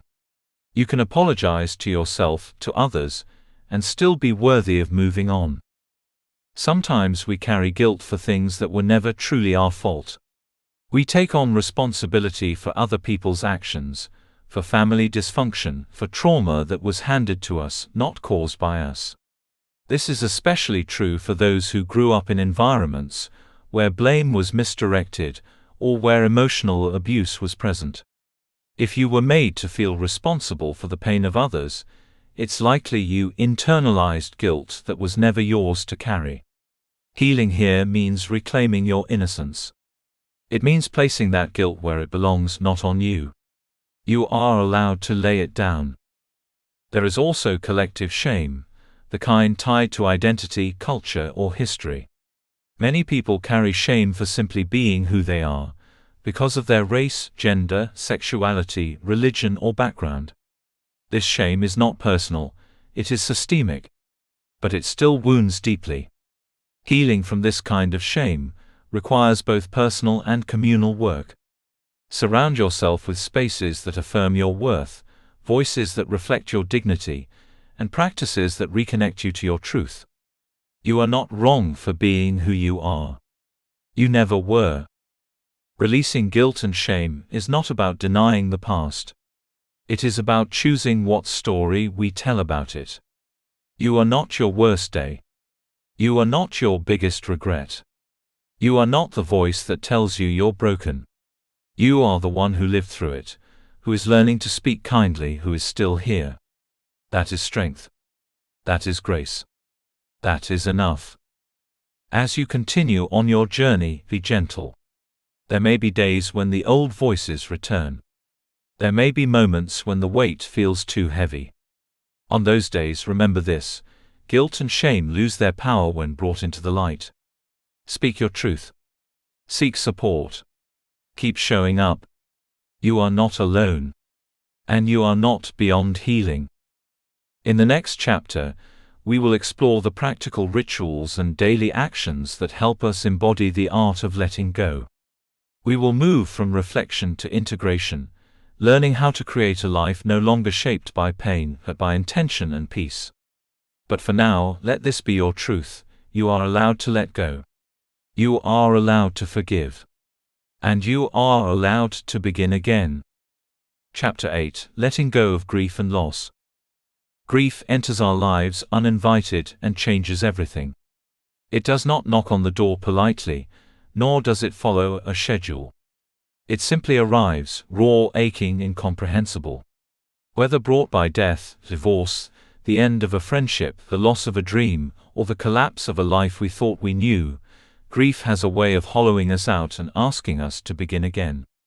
It forces us to confront the spaces left behind, the voices we no longer hear, and the hopes we must lay to rest. Loss strips us of the illusion of permanence and leaves us face to face with the truth that everything we love is temporary. And yet, within that painful truth also lives the seed of transformation. Grief is not something to get over. It is not a mountain we climb and then descend once we've reached the top. Grief is a landscape we learn to live with. Over time, we may move through it with more ease, but we never truly leave it behind. The love that created the grief does not disappear, and so neither does the imprint of the loss. What does change with intention and time is our relationship to it. We learn to carry the sorrow differently. We learn to breathe through it. We learn eventually that grief can sit beside joy, not in contradiction but in coexistence. One of the most important distinctions to make in this journey is between healthy and unhealthy grieving. Healthy grief is honest. It allows space for tears, for rage, for longing. It does not rush, deny, or silence the pain.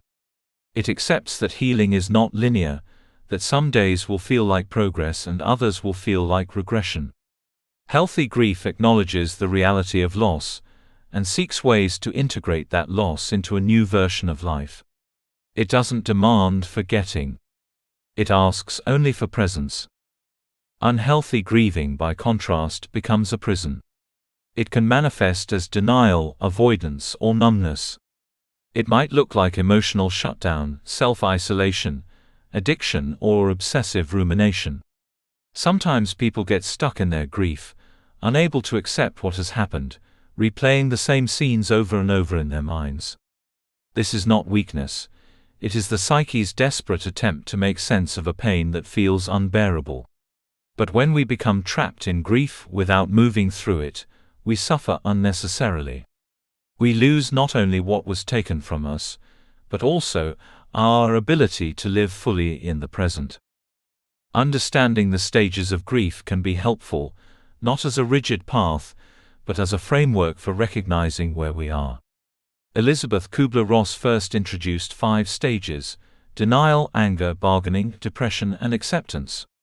Later, other psychologists expanded on this to include shock, guilt, and meaning-making. These stages do not occur in order. They spiral, overlap, repeat.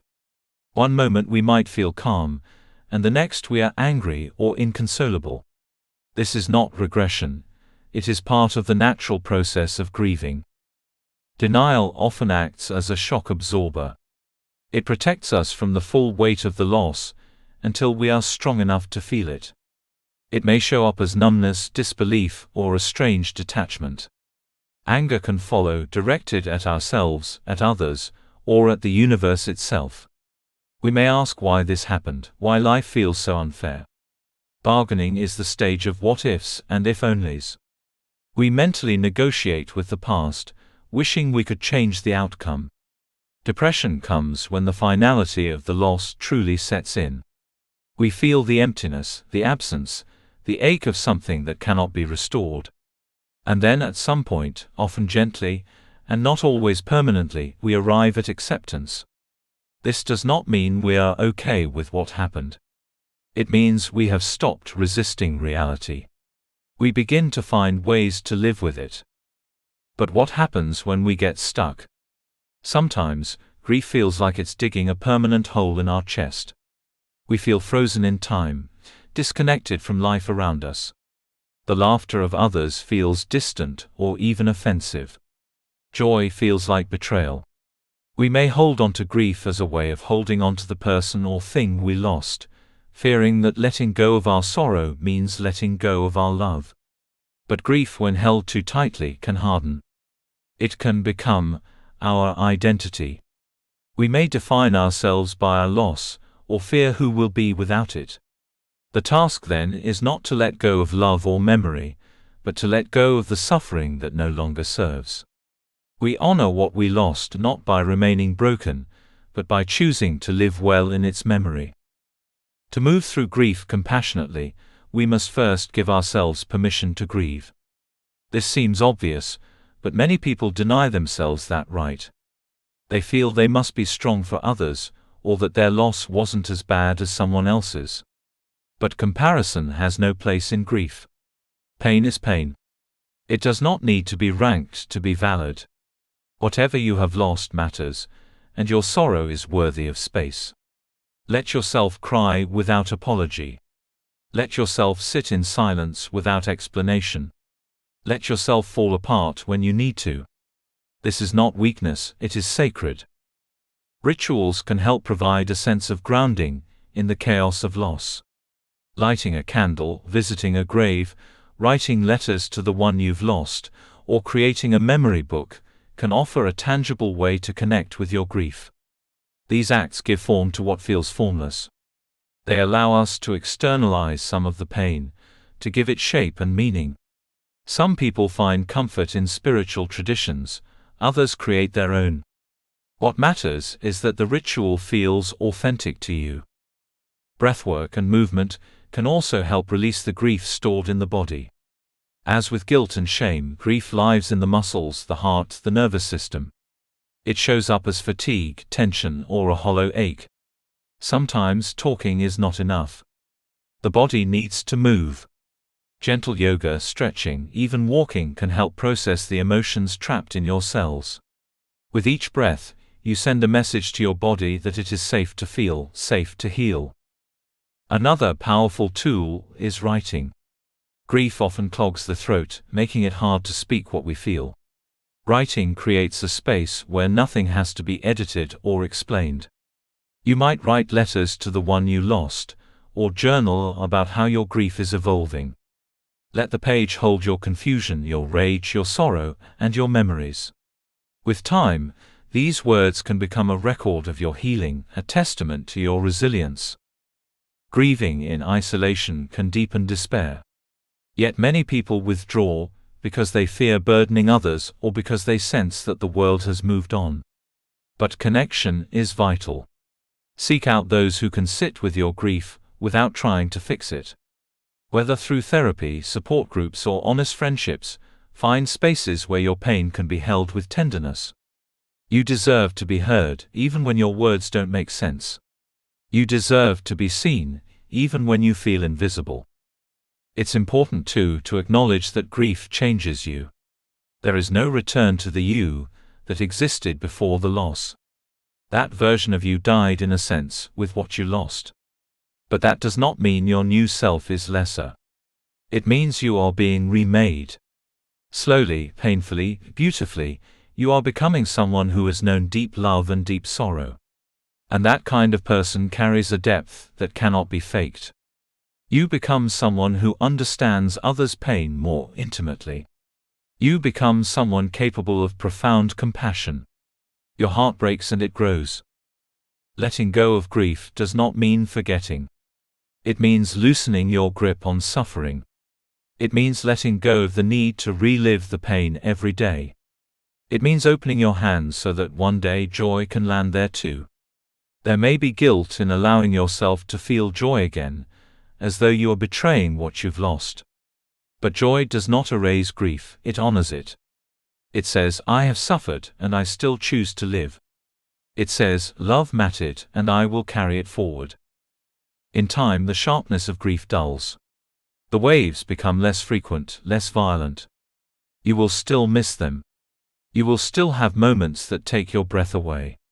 But you will also laugh again, dream again, love again. You will discover that grief carves space in the soul, not just for sorrow but for beauty. And in that space, a different kind of life begins to grow. There is no timeline for this journey. Grief unfolds in its own rhythm. But if you continue to meet it with honesty and gentleness, it will soften. It will become something you carry, not something that crushes you. And you will find, perhaps to your surprise, that within your grief lives not just an ending but a kind of rebirth. In the next chapter, we will explore how to reclaim your emotional power after pain. We will turn toward the strength that lies dormant within, waiting to rise, not despite your sorrow but because of it. For now, trust that letting go is not a betrayal of what you've lost. It is an act of devotion to the life you are still meant to live.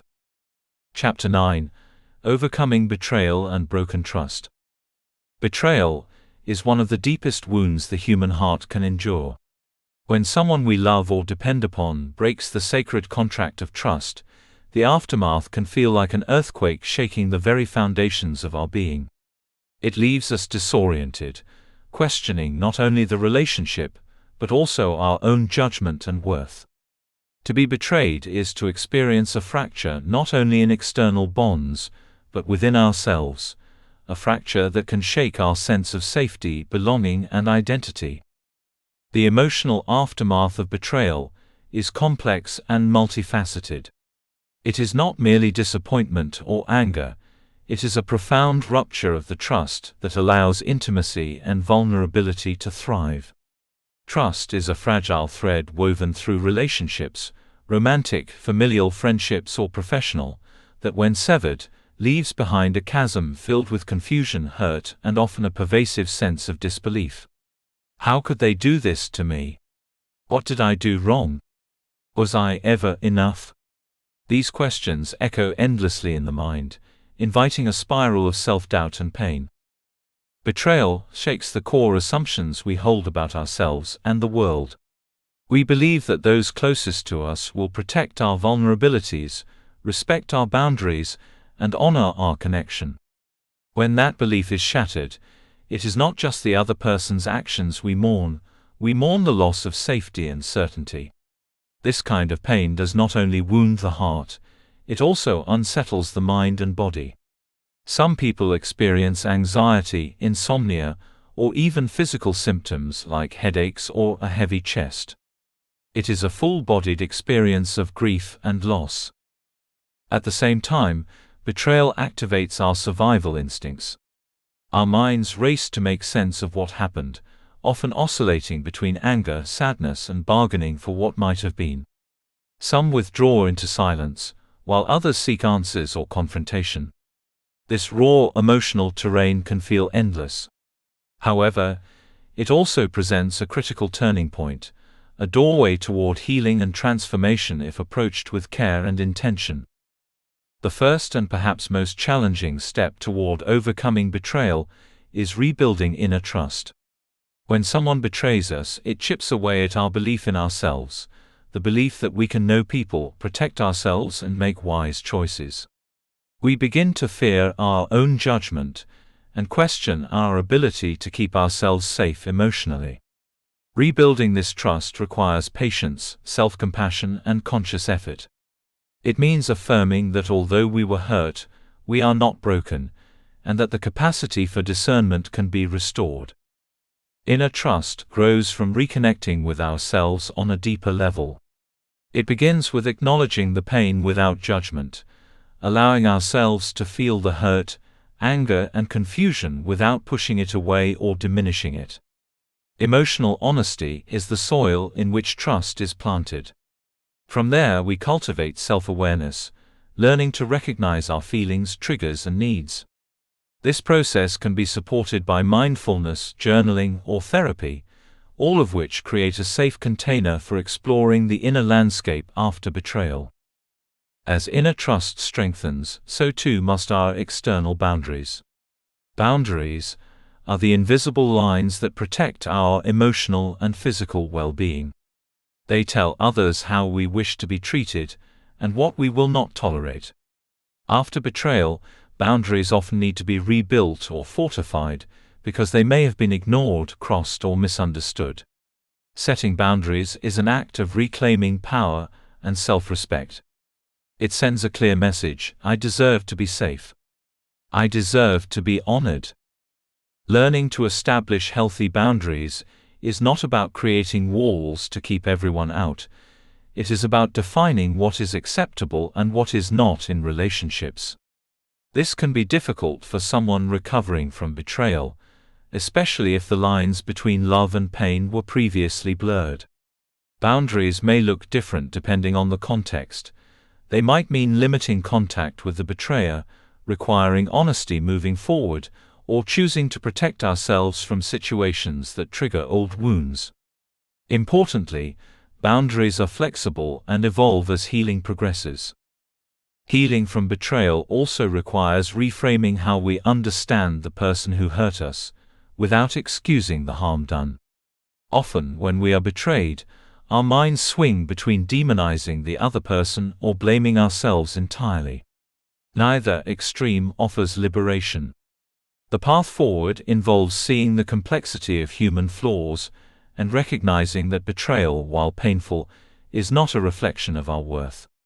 It is a reflection of the other person's choices, limitations, or struggles. This perspective creates space for forgiveness, not necessarily the immediate, complete forgiveness that erases wrongdoing, but a gradual release of the bitterness that chains us to the pain. Stories of transformation after heartbreak illuminate the profound resilience of the human spirit. One woman shared how she was betrayed by her closest friend, who spread damaging rumors about her. Initially, she sank into despair and isolation, believing she had lost not only the friendship, but her sense of belonging.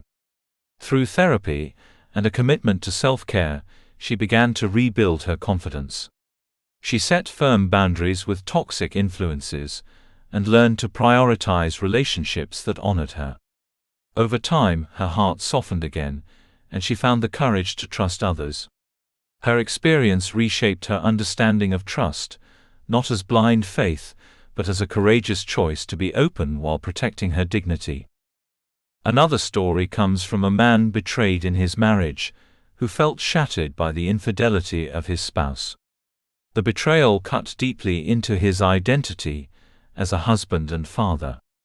At first he sought answers obsessively, and wavered between anger and sadness. But through support groups and honest conversations with his wife, he slowly rebuilt trust, starting with smaller acts of transparency and accountability.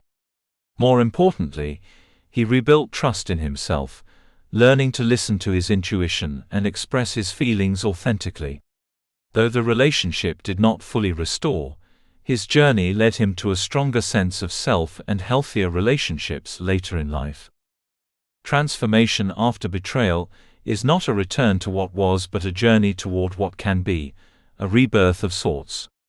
It involves recognizing that while betrayal is a deep wound, it can also be a catalyst for greater self-awareness and empowerment. The pain forces us to look inward and ask difficult questions about our needs, values, and limits. It encourages us to refine our choices about who we allow into our lives and how we protect ourselves emotionally. This process often leads to more authentic connections, built on mutual respect and honesty. The road to healing from betrayal is neither quick nor easy. It requires courage to face painful truths, vulnerability to express deep emotions, and patience to allow time to mend. It also demands that we reject the narratives of blame and victimhood that keep us stuck. Instead, healing invites us to take responsibility for our own well-being and to reclaim our power as active participants in our lives. Letting go of broken trust does not mean forgetting the lessons learned or ignoring the pain endured. It means releasing the hold that bitterness and suspicion have over us, freeing our hearts to love again without fear. It means allowing ourselves to be whole once more, even if in a different form than before. Trust, once fractured, can be rebuilt, not as fragile as it was but stronger, more resilient and wiser. As you navigate your own journey through betrayal and broken trust, remember that your pain is valid and your healing is possible. Rebuilding trust takes time, but with intention and support, it can lead to a place of peace and empowerment. You can reclaim your sense of safety within and rebuild connections that honor your worth. And in doing so, you transform heartbreak into a stepping stone toward a life lived with courage, clarity, and open-hearted trust. Chapter 10: Letting Go of Anger and Resentment. Anger is one of the most potent and often misunderstood emotions we experience. It is raw, immediate, and demands our attention. When we feel angry, it can feel as if our entire being is consumed by heat and tension, and everything else fades into the background. But anger is rarely the root problem. It is almost always a symptom of something deeper. To truly release anger, we must first understand what lies beneath it. At its core, anger is a secondary emotion. It serves as a protective shield, masking more vulnerable feelings that we may not feel safe to confront directly.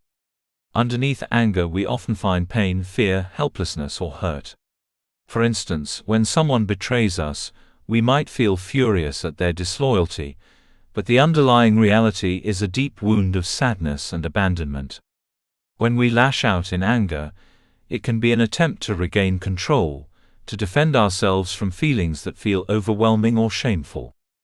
Because anger is often what we show to the world, it can become a way of expressing emotions we find too difficult to name or sit with. We might think, I'm angry because of what they did, but beneath that is a complicated web of feelings about our worth, safety, or expectations. This is why anger can be so persistent. It's the visible tip of an iceberg of unresolved emotions. Unless we address what lies beneath, the anger will keep returning like a storm, threatening to drown us in its turbulence. Resentment, closely related to anger, is anger that has been held onto and allowed to fester over time. It is the silent, simmering poison that eats away at our joy and peace. Unlike acute anger, which flares up and then dissipates, resentment lingers in the background, coloring our perceptions and reactions. It makes us feel perpetually wronged, fostering bitterness and cynicism. Resentment can turn ordinary interactions into triggers, making it difficult to experience happiness or connection. The damage resentment causes is profound. It hardens the heart, isolates us from others, and distorts reality through a lens of grievance. It often convinces us that we must carry this burden forever, that holding on to the hurt somehow protects us from being hurt again. But in truth, resentment harms us far more than those we feel it toward. It binds us to the past, blocking the possibility of healing and renewal.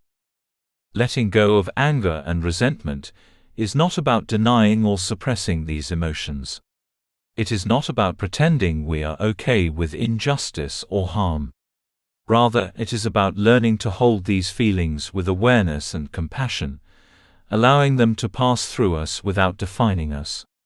It means reclaiming our power by refusing to be ruled by emotions that drain our energy and cloud our judgment. One of the most effective ways to begin this process is through deep breathing. When anger rises, our bodies tense, our hearts race, and our minds narrow. The breath, however, is a bridge between our conscious and unconscious selves, and offers a way to calm the storm.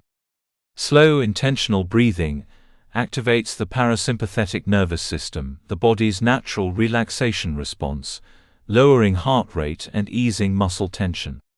Simply focusing on the breath for a few minutes can create enough space to observe the anger rather than be overwhelmed by it.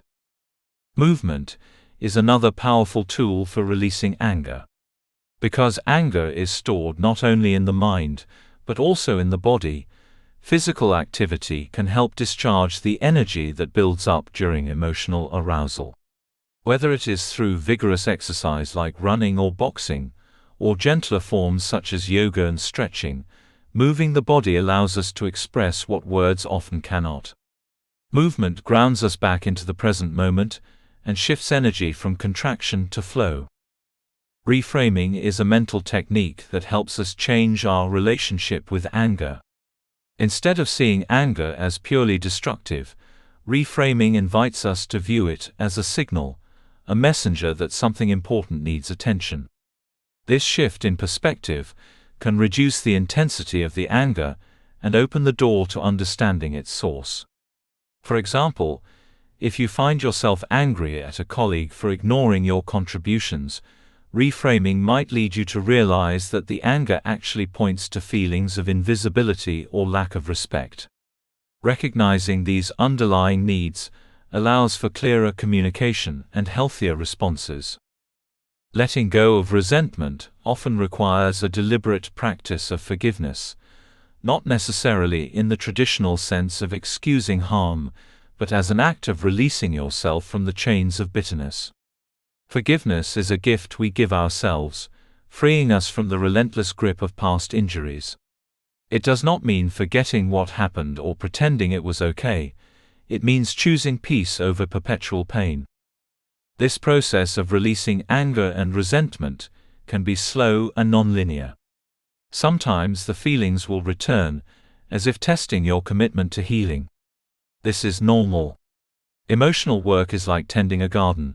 Sometimes weeds grow back, but with consistent care the flowers also bloom. It requires patience, kindness, and persistence. Unresolved anger and resentment are often rooted in unmet expectations and boundaries that have been crossed or ignored. When we feel disrespected or devalued, our anger is a natural response. However, If we fail to set or enforce boundaries, the anger accumulates and becomes resentment. Learning to assert our needs and limits with clarity and respect can prevent this buildup. It empowers us to protect our emotional well-being and reduce the chances of chronic anger. It is also important to recognize that holding on to anger can sometimes feel safer than vulnerability. Anger gives us a sense of strength and control in situations where we might otherwise feel helpless. Letting go means stepping into uncertainty and trusting that we can handle our feelings without armor. This can be terrifying, but it is also profoundly liberating. In cultivating emotional resilience, mindfulness practices play a key role. Mindfulness invites us to observe our anger and resentment without judgment, to see them as temporary states rather than fixed traits. By watching our emotions arise and fade, we develop the capacity to respond with greater wisdom and calm. This doesn't mean becoming passive, but rather choosing how to act rather than react impulsively. Throughout history, countless individuals have transformed their lives by letting go of anger and resentment. Consider the story of Nelson Mandela, who endured decades of imprisonment and injustice, but chose forgiveness and reconciliation over hatred. His ability to release resentment helped heal a nation and inspires millions worldwide. On a more personal level, countless people have found peace after painful betrayals and disappointments by embracing the path of emotional release. Your journey toward letting go begins with acknowledging your anger honestly, without shame or repression. It continues with learning to listen deeply to what the anger reveals about your inner world and your needs. It grows through practices that calm your nervous system, engage your body, and expand your perspective. And it flourishes as you practice forgiveness, not just for others but also for yourself. In the process, you reclaim your joy. You free yourself from the poison of resentment and open your heart to peace. Letting go of anger does not mean you are weak. It means you are strong enough to face your pain and wise enough to choose healing. It is an act of courage and love, the greatest gift you can give to yourself. Chapter 11. Releasing the need for control. Control is a natural desire. It is woven deeply into our survival instincts and our daily functioning. From the earliest moments of life, we learn to exert control over our environment, how to eat, where to go, how to interact with others. Control offers a sense of safety, predictability, and mastery in a world that can often feel chaotic and uncertain. But while a certain degree of control is necessary and healthy, the excessive need to control everything, especially emotions, people, and outcomes, can become a heavy burden that limits freedom and peace. The need for control often arises as a coping mechanism, rooted in fear. When life feels unpredictable or threatening, control provides an illusion of security. It convinces us that if we manage every detail carefully, we can avoid pain, disappointment, or loss. This desire to control is a shield against vulnerability and uncertainty. It is an attempt to master the uncontrollable aspects of existence. However, this attempt is ultimately futile because many things, other people's actions, external events, even our own emotions, are beyond our grasp. When control becomes an obsession, it creates a paradox. The more we try to hold on tightly, the more we suffer. We exhaust ourselves trying to manipulate outcomes, micromanage relationships, or suppress feelings that seem inconvenient. Control becomes a cage that traps us in anxiety, frustration, and exhaustion. We might say, if only I could control this situation, I would be safe, yet the very act of clinging breeds tension and fear. This is because control is not about true safety, it is about trying to avoid uncertainty, but uncertainty is an inevitable part of life. Fear is the root of this need for control. It can be fear of failure, fear of rejection, fear of loss, or even fear of the unknown. Fear whispers that without control we will fall apart, be harmed, or be left alone. This whisper grows louder when we have experienced trauma, betrayal, or unpredictability in the past. Our minds become hypervigilant, always scanning for threats, and our behaviors tighten around the need to manage risk at all costs. It is important to understand that this response is deeply human and, to some degree, understandable. However, it is also limiting and ultimately unsustainable. Surrender is the antidote to the need for control. To surrender is not to give up or become passive. Rather, it is to accept what we cannot change and to release the futile struggle against the unpredictable nature of life. Surrender invites us to let go of resistance and to trust that we can handle whatever comes our way. It is a radical act of courage, an acknowledgement that we do not need to carry the burden of control alone, and that peace is found not in control but in acceptance. Acceptance means fully embracing reality as it is, without trying to force it into the shape we desire.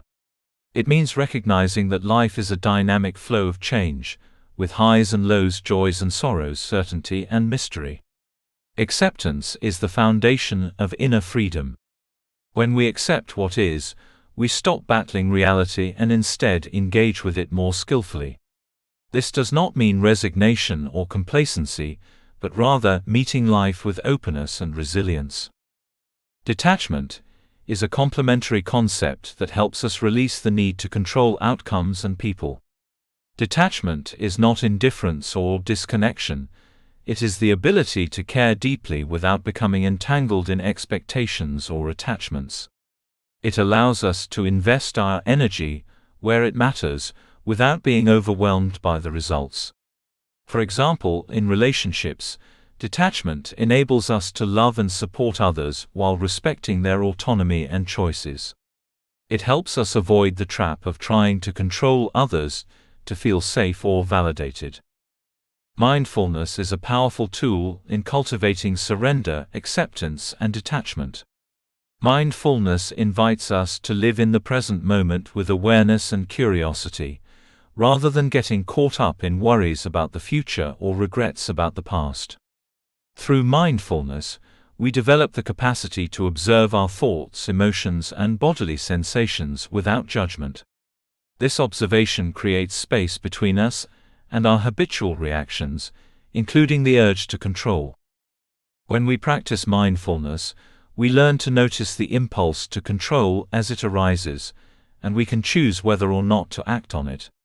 For instance, when anxiety about an uncertain future stirs the need to plan obsessively or micromanage, mindfulness helps us pause and ask, "Is this helpful?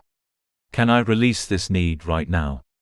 This simple act of awareness can dissolve tension and create calm. Living mindfully also helps us embrace impermanence, the understanding that everything is transient and constantly changing.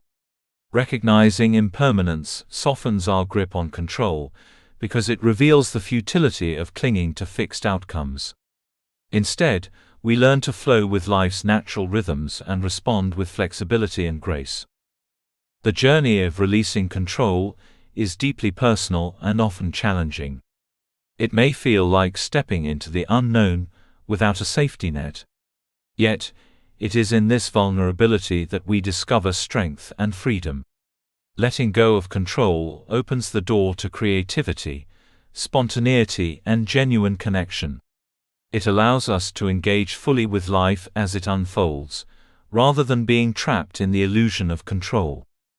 Consider the story of a woman who spent years trying to control every aspect of her career and family life. She was driven by the fear of failure and the need to prove her worth. Her days were filled with schedules, plans, and worry about what might go wrong. Despite her efforts, she felt exhausted and disconnected from herself and others. Through mindfulness and therapy, she began to explore the roots of her need for control and practiced surrendering to uncertainty. Slowly she learned to trust herself and the flow of life. She started to experience joy in the present moment, and found that letting go of rigid control actually made her more effective and resilient. Another example is a man who struggled with controlling his emotions, especially anger and anxiety. He believed that showing vulnerability was a weakness, and tried to suppress uncomfortable feelings. This repression created tension and outbursts that strained his relationships. When he embraced mindfulness and acceptance practices, he discovered that he could acknowledge his emotions without being overwhelmed. He let go of the need to control how he felt, and instead allowed feelings to arise and pass naturally. This shift brought peace and improved his connection with loved ones. The process of releasing control often involves confronting fears directly. What if I fail? What if I am hurt? What if I lose everything? These questions can feel terrifying. Yet by sitting with these fears with openness and compassion, we diminish their power. We learn that fear is often a projection, not a reality. We learn to trust our inner resources, our resilience, wisdom, and capacity to adapt. Surrendering control also invites us to deepen our relationship with ourselves. It encourages self-compassion, recognizing that we do not have to be perfect or have all the answers. Instead, we can be present with our imperfections and uncertainties. This self-acceptance is the soil from which genuine confidence and peace grow. In practical terms, releasing the need for control can be supported by daily mindfulness exercises such as breathing meditation, body scans, or mindful walking. These practices ground us in the present and strengthen our ability to observe rather than react. Journaling can also help by allowing us to explore our fears, expectations, and patterns of control. Reflecting on what we can and cannot change fosters clarity and focus. Another helpful practice is consciously surrendering control in small ways throughout the day. For example, choosing to accept delays in traffic without frustration, or letting go of a plan that no longer serves us. These moments build trust in the flow of life and reinforce the habit of acceptance. Letting go of control does not mean abandoning responsibility. It means recognizing the difference between what is within our influence and what is not. We act where we can and release attachment to outcomes. This balance brings peace and effectiveness. Ultimately, the freedom that comes from releasing the need for control is profound. It is freedom from fear, from constant striving, and from the exhaustion of battling life's uncertainties. It is freedom to be fully present, to embrace life's mysteries, and to trust in our inherent resilience. This freedom allows us to live more authentically, more joyfully, and more peacefully. As you continue your journey of letting go, remember that control is a habit, and habits take time to change. Be patient with yourself. Celebrate small victories. And return again and again to the simple practice of presence. Through surrender, acceptance, and mindfulness, you will find a deep well of peace waiting within, a peace that no external circumstance can take away. Chapter 12: Healing from Self-Sabotage. Self-sabotage is a paradoxical and painful experience, one where we, often unconsciously, become the architects of our own setbacks and suffering. It is a phenomenon where our deepest fears and wounds manifest as behaviors, thoughts, and choices that limit our potential and keep us trapped in cycles of frustration and disappointment. Understanding and healing self-sabotage is a crucial step on the path of letting go, for it reveals how unresolved pain and negative self-beliefs can quietly undermine our growth and happiness. At its core, self-sabotage is rooted in pain. This pain may originate from past trauma, unmet emotional needs, or internalized messages of unworthiness. Instead of being able to move forward with confidence and hope, the wounded parts of ourselves react defensively. These reactions often take the form of self-limiting beliefs, those quiet but powerful thoughts that whisper, "I'm not good enough, I don't deserve success," or "I will fail no matter what." These beliefs shape our self-image and become the invisible fences that keep us confined. One of the most common manifestations of self-sabotage is imposter syndrome. This is a psychological pattern where individuals doubt their accomplishments and fear being exposed as frauds. Even when evidence of success is clear, imposter syndrome causes people to attribute achievements to luck or external factors rather than their own skill and effort. This internal voice erodes self-confidence and creates a constant sense of anxiety and inadequacy. It whispers that you are not truly capable or deserving, which makes it difficult to embrace new opportunities or acknowledge your true worth. Procrastination is another form of self-sabotage, often misunderstood as mere laziness or poor time management. In reality, procrastination can be a protective mechanism against fear of failure, fear of judgment, or even fear of success. When we put off important tasks or avoid challenges, it is often because deep down we worry about what might happen if we truly commit and step into our potential. Procrastination can feel like a relief in the moment, but it feeds a cycle of guilt, stress, and diminished self-esteem over time. Fear of success, though less commonly discussed, is equally powerful in its ability to derail progress. Success can bring new responsibilities, increased expectations, or changes in relationships and identity. For some, the idea of achieving their goals triggers anxiety because it challenges familiar patterns and comfort zones. Self-sabotage in this context becomes a way to avoid the unknown and the pressures that success might bring.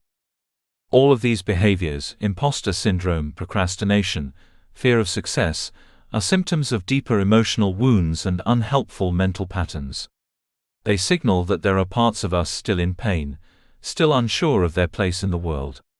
Healing self-sabotage begins with compassion, recognizing that these patterns are survival strategies that once served a purpose but now hold us back. The first step toward healing is awareness. We cannot change what we do not recognize. Becoming conscious of self-sabotaging thoughts and behaviors requires honest reflection and self-observation. This might mean journaling about moments when you felt stuck or acted against your best interest, or it might involve asking trusted friends or mentors for feedback. Awareness is like shining a light into the shadows of your mind. It reveals the stories you tell yourself and the fears behind them.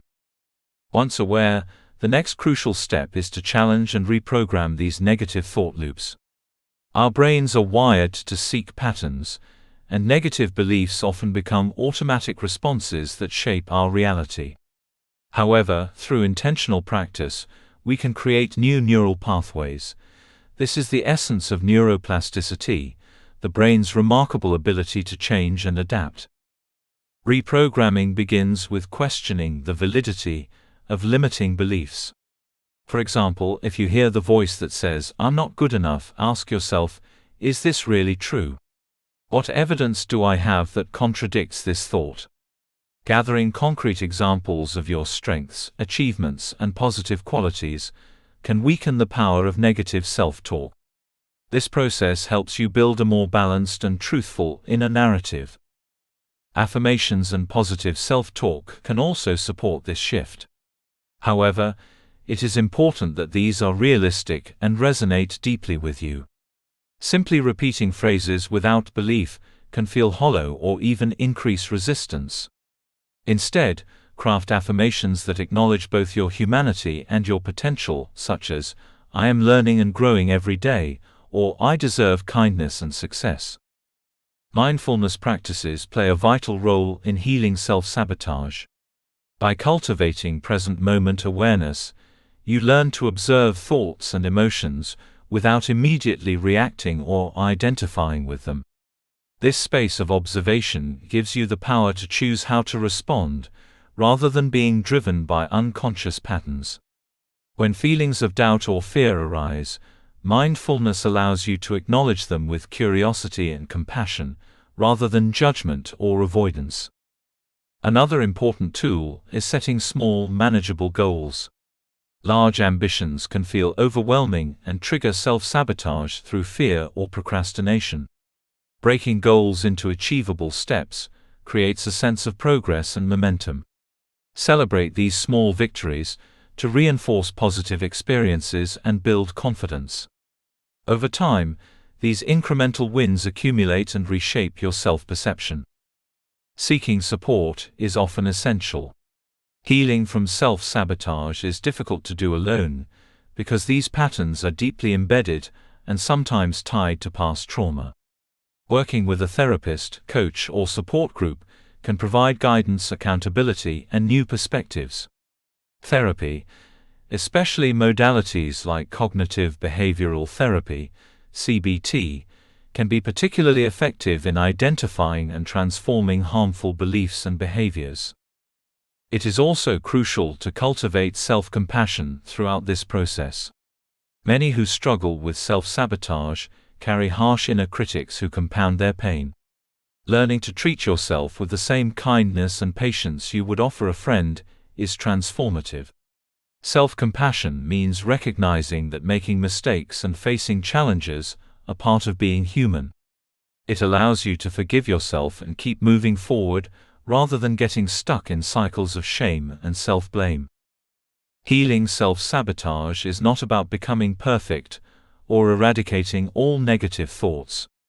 It is about creating a healthier relationship with yourself, one that allows you to acknowledge your struggles while choosing to act in alignment with your highest good. It means stepping out of survival mode and into a place of empowerment and possibility. Consider the story of a young woman named Sarah. Throughout her life, she struggled with a persistent inner voice that told her she was not smart enough to succeed. Despite excelling in school and receiving praise from teachers, Sarah's imposter syndrome convinced her that she was a fraud. This belief led her to procrastinate on important projects and avoid applying for opportunities, fearing failure and exposure. Through therapy and mindfulness practice, Sarah began to uncover the roots of her self-doubt in childhood experiences of criticism and neglect. She learned to challenge the voice of imposter syndrome, replacing it with affirmations of her competence and worth.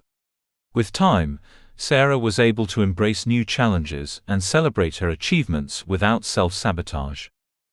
Another example is James, a man who found himself trapped in a cycle of procrastination and fear of success. James was highly talented, but often delayed starting projects because he feared the changes success might bring, pressure from family, higher expectations, and the unknown future. By journaling his fears and practicing small acts of surrender, James gradually released his need to control outcomes and embraced progress over perfection. This shift allowed him to pursue his goals with renewed energy and confidence. Healing from self-sabotage is a journey of rediscovery. It invites you to reconnect with your true self, beyond the fears and limiting beliefs. It asks you to cultivate patience and courage, to step gently into discomfort and trust that growth is possible. As you heal these patterns, you create space for joy, creativity, and authentic success to flourish.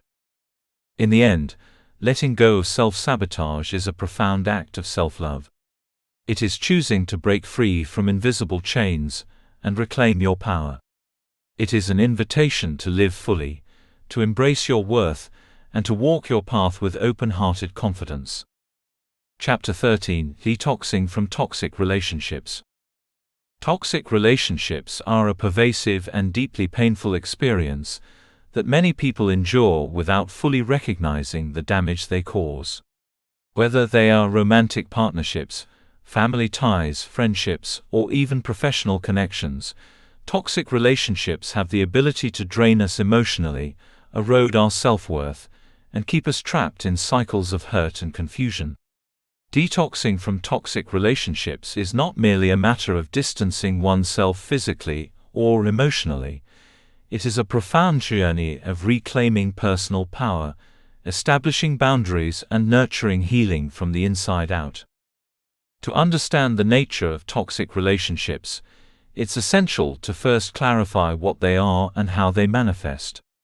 A toxic relationship is one in which interactions are consistently harmful or destructive, rather than supportive and nurturing.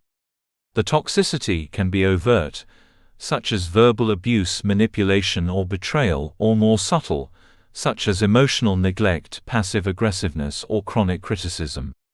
Regardless of the form, the common thread is a persistent pattern that undermines one's well-being and sense of safety. Toxicity is not confined to one type of relationship.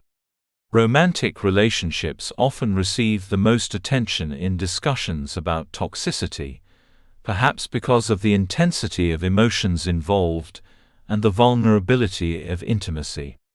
Yet family relationships can be equally toxic, marked by control, favoritism, unresolved conflicts, or emotional unavailability. Friendships and professional relationships can also carry toxic elements, where jealousy, lack of respect, or unhealthy competition dominate. One of the challenges in recognizing toxic relationships is that they often develop gradually, making it difficult to pinpoint when and how the damage began. At first, moments of pain or discomfort may be infrequent and overshadowed by positive interactions or hopeful intentions. Over time, however, the negative patterns become entrenched, and the emotional cost grows heavier. A hallmark of toxic relationships is the persistent emotional drain they cause, leaving one feeling anxious, fearful, confused, or depleted after encounters. Red flags for toxicity are numerous and may include behaviors such as consistent disrespect, dismissiveness, manipulation, gaslighting, blame-shifting, lack of empathy, chronic criticism, and violation of personal boundaries. Toxic partners or friends often prioritize their needs at the expense of others, may belittle or invalidate feelings, and resist accountability for their actions. They may also create a cycle of push and pull, moments of affection or apology, followed by repeated hurtful behavior, keeping the other person emotionally tethered. Emotional codependency is a common dynamic in toxic relationships. This occurs when one person's sense of self-worth and emotional stability becomes overly reliant on the approval, attention, or presence of another, often toxic individual. Codependency breeds an unhealthy attachment where boundaries blur, and self-care is sacrificed to maintain the relationship, despite the harm it causes. This pattern is fueled by fear of abandonment, loneliness, or low self-esteem, which make it difficult to step away, even when it's clear the connection is damaging. Detoxing from a toxic relationship requires courage and a clear commitment to one's own well-being.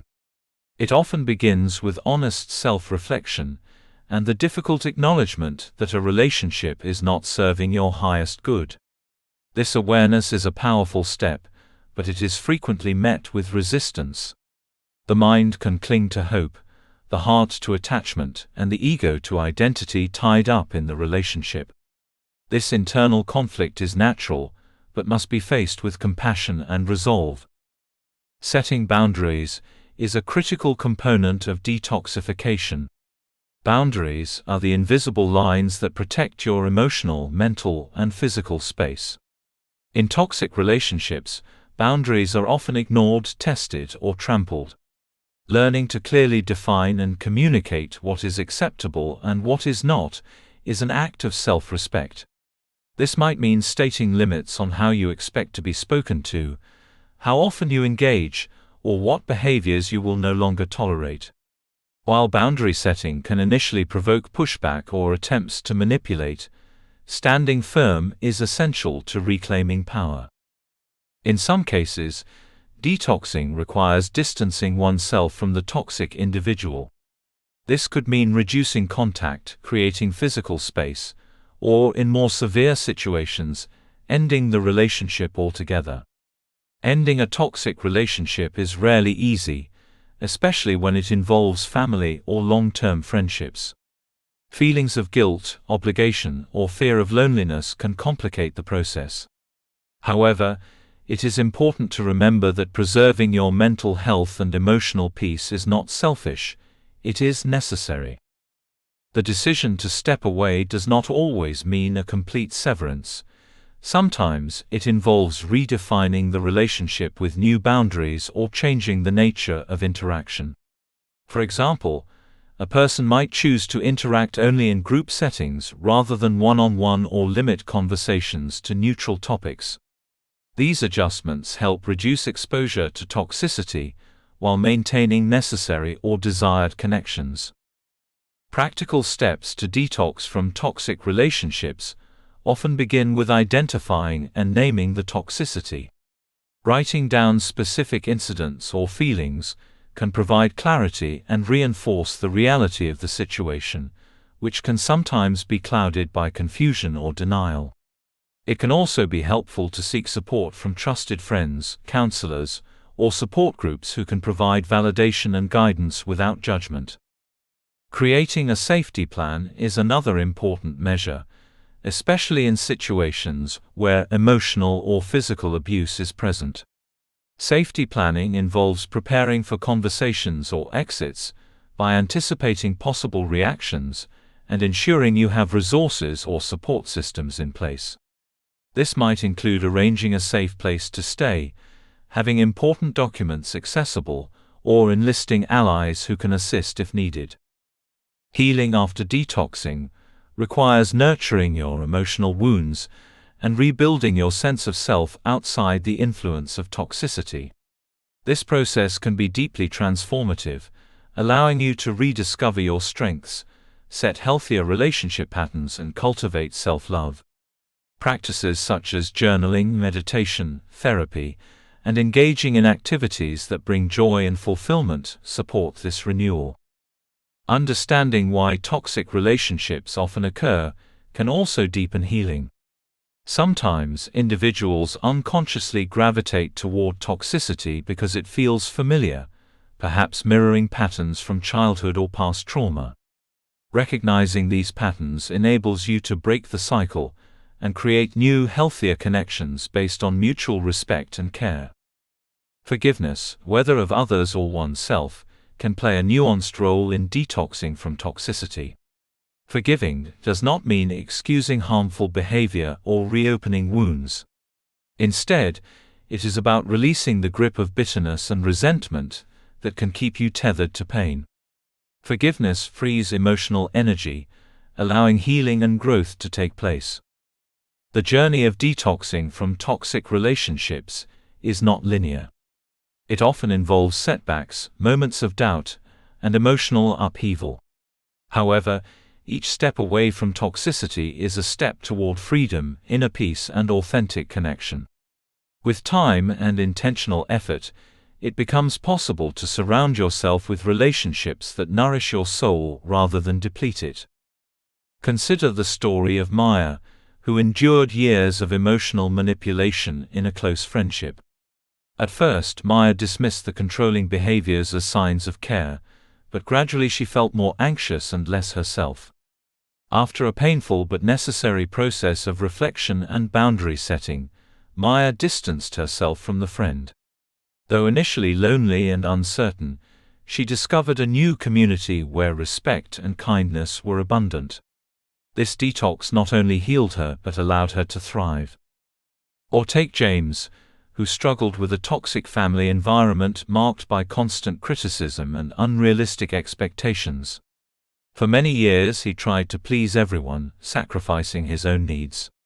Therapy and support groups helped James recognize the toxicity and develop boundaries. He began limiting contact and focusing on his personal growth. This space enabled James to rebuild his confidence and envision a future defined by his values, not others' demands. Detoxing from toxic relationships is an act of radical self-care and bravery. It is an assertion that your well-being matters, that you deserve kindness and respect, and that you are worthy of connections that uplift and inspire you. The process demands patience, clarity, and sometimes difficult choices, but it is the gateway to a life rich with peace, authenticity, and love. As you embark on this detox journey, remember that you are not alone. Many have walked this path and emerged stronger, wiser, and more free.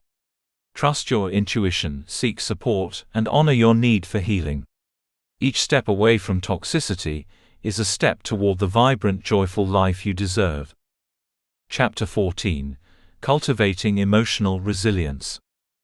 In the landscape of life, emotional resilience stands as an essential pillar that supports us through the storms of adversity, disappointment, and change.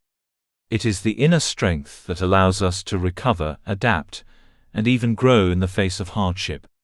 Cultivating emotional resilience is not about avoiding pain or suppressing difficult feelings.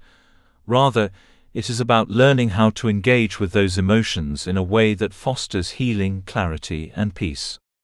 It is a skill that can be nurtured and developed with intention, transforming how we navigate life's inevitable challenges. Emotional resilience begins with the recognition that setbacks, failures, and emotional discomfort are universal human experiences. No one is exempt from pain, loss, or disappointment. The difference lies in how individuals respond to these difficulties. Those with emotional resilience tend to have a more balanced, grounded approach to adversity. They acknowledge their feelings without being overwhelmed by them, maintain hope even in dark moments, and draw on inner resources to move forward. One of the foundational habits that cultivate emotional resilience is the practice of gratitude. Gratitude shifts focus from what is lacking or painful to what is present and good. It rewires the brain to notice and appreciate positive experiences, no matter how small. This shift in perspective is powerful because it counteracts the tendency to ruminate on negative thoughts and emotions, which can deepen distress. When practiced regularly, gratitude creates a mental environment where resilience can thrive. Gratitude does not mean ignoring pain or pretending everything is perfect. Instead, it means holding space for both suffering and joy simultaneously. For example, even in moments of loss, it is possible to feel grateful for the love shared, lessons learned, or support received. This balance fosters emotional complexity rather than oversimplification, which strengthens resilience by broadening one's emotional repertoire. Meditation is another vital practice for cultivating emotional resilience. Meditation trains the mind to become more aware, present, and less reactive. Through meditation, individuals develop the ability to observe their thoughts and feelings without immediately reacting or judging them. This capacity for mindful awareness creates distance from intense emotions, making it easier to respond thoughtfully rather than impulsively. Scientific studies show that meditation enhances emotional regulation by influencing brain areas associated with stress response and self-control. Regular meditation practice can reduce anxiety, lower cortisol levels, and improve overall well-being. By integrating meditation into daily life, a person builds a calm, centered core that can absorb shocks rather than being shaken by them. Affirmations also play a significant role in building emotional resilience. Affirmations are positive statements, repeated regularly to oneself, to reinforce empowering beliefs and values. They help reprogram negative self-talk, which often sabotages resilience by fostering self-doubt, fear, or hopelessness. By consistently affirming one's worth, strength, and ability to overcome challenges, these statements gradually shift subconscious patterns and cultivate a more supportive internal dialogue. For affirmations to be effective, they should be personal, believable, and stated in the present tense. Saying, "I am capable of handling whatever comes my way," or "I grow stronger with every challenge," reinforces a mindset conducive to resilience. Integrating affirmations into daily routines, such as during morning preparation or before sleep, ensures they become part of the fabric of one's thoughts. Alongside these individual habits, establishing daily rituals that promote emotional clarity and peace is a cornerstone of resilience. Rituals serve as anchors, providing structure and predictability amid life's uncertainties. These can range from simple practices like journaling to elaborate routines involving movement, reflection, and connection with nature. Journaling is particularly effective in cultivating resilience because it externalizes thoughts and emotions, allowing for reflection and processing. Writing about one's feelings helps organize internal experiences, identify patterns, and gain insights that might otherwise remain unconscious. Over time, journaling creates a dialogue between the conscious and subconscious mind, fostering emotional clarity. Movement, whether through yoga, walking, dancing, or other forms of exercise, supports resilience by releasing physical tension and stimulating endorphins, natural mood enhancers. Physical activity reconnects the mind and body, helping to ground emotional experiences in the present moment. This embodiment of resilience complements cognitive and emotional strategies by addressing stored stress in the body. Connection with nature is another potent source of resilience. Spending time outdoors, observing natural rhythms and breathing fresh air have been shown to reduce stress and increase feelings of calm and renewal. Nature invites a perspective beyond personal struggles, reminding us of life's cycles and the resilience inherent in all living things. The combination of gratitude, meditation, affirmations, journaling, movement, and nature engagement creates a holistic framework for emotional resilience. These practices reinforce one another and cultivate a mind-body-spirit balance that equips a person to face adversity with grace.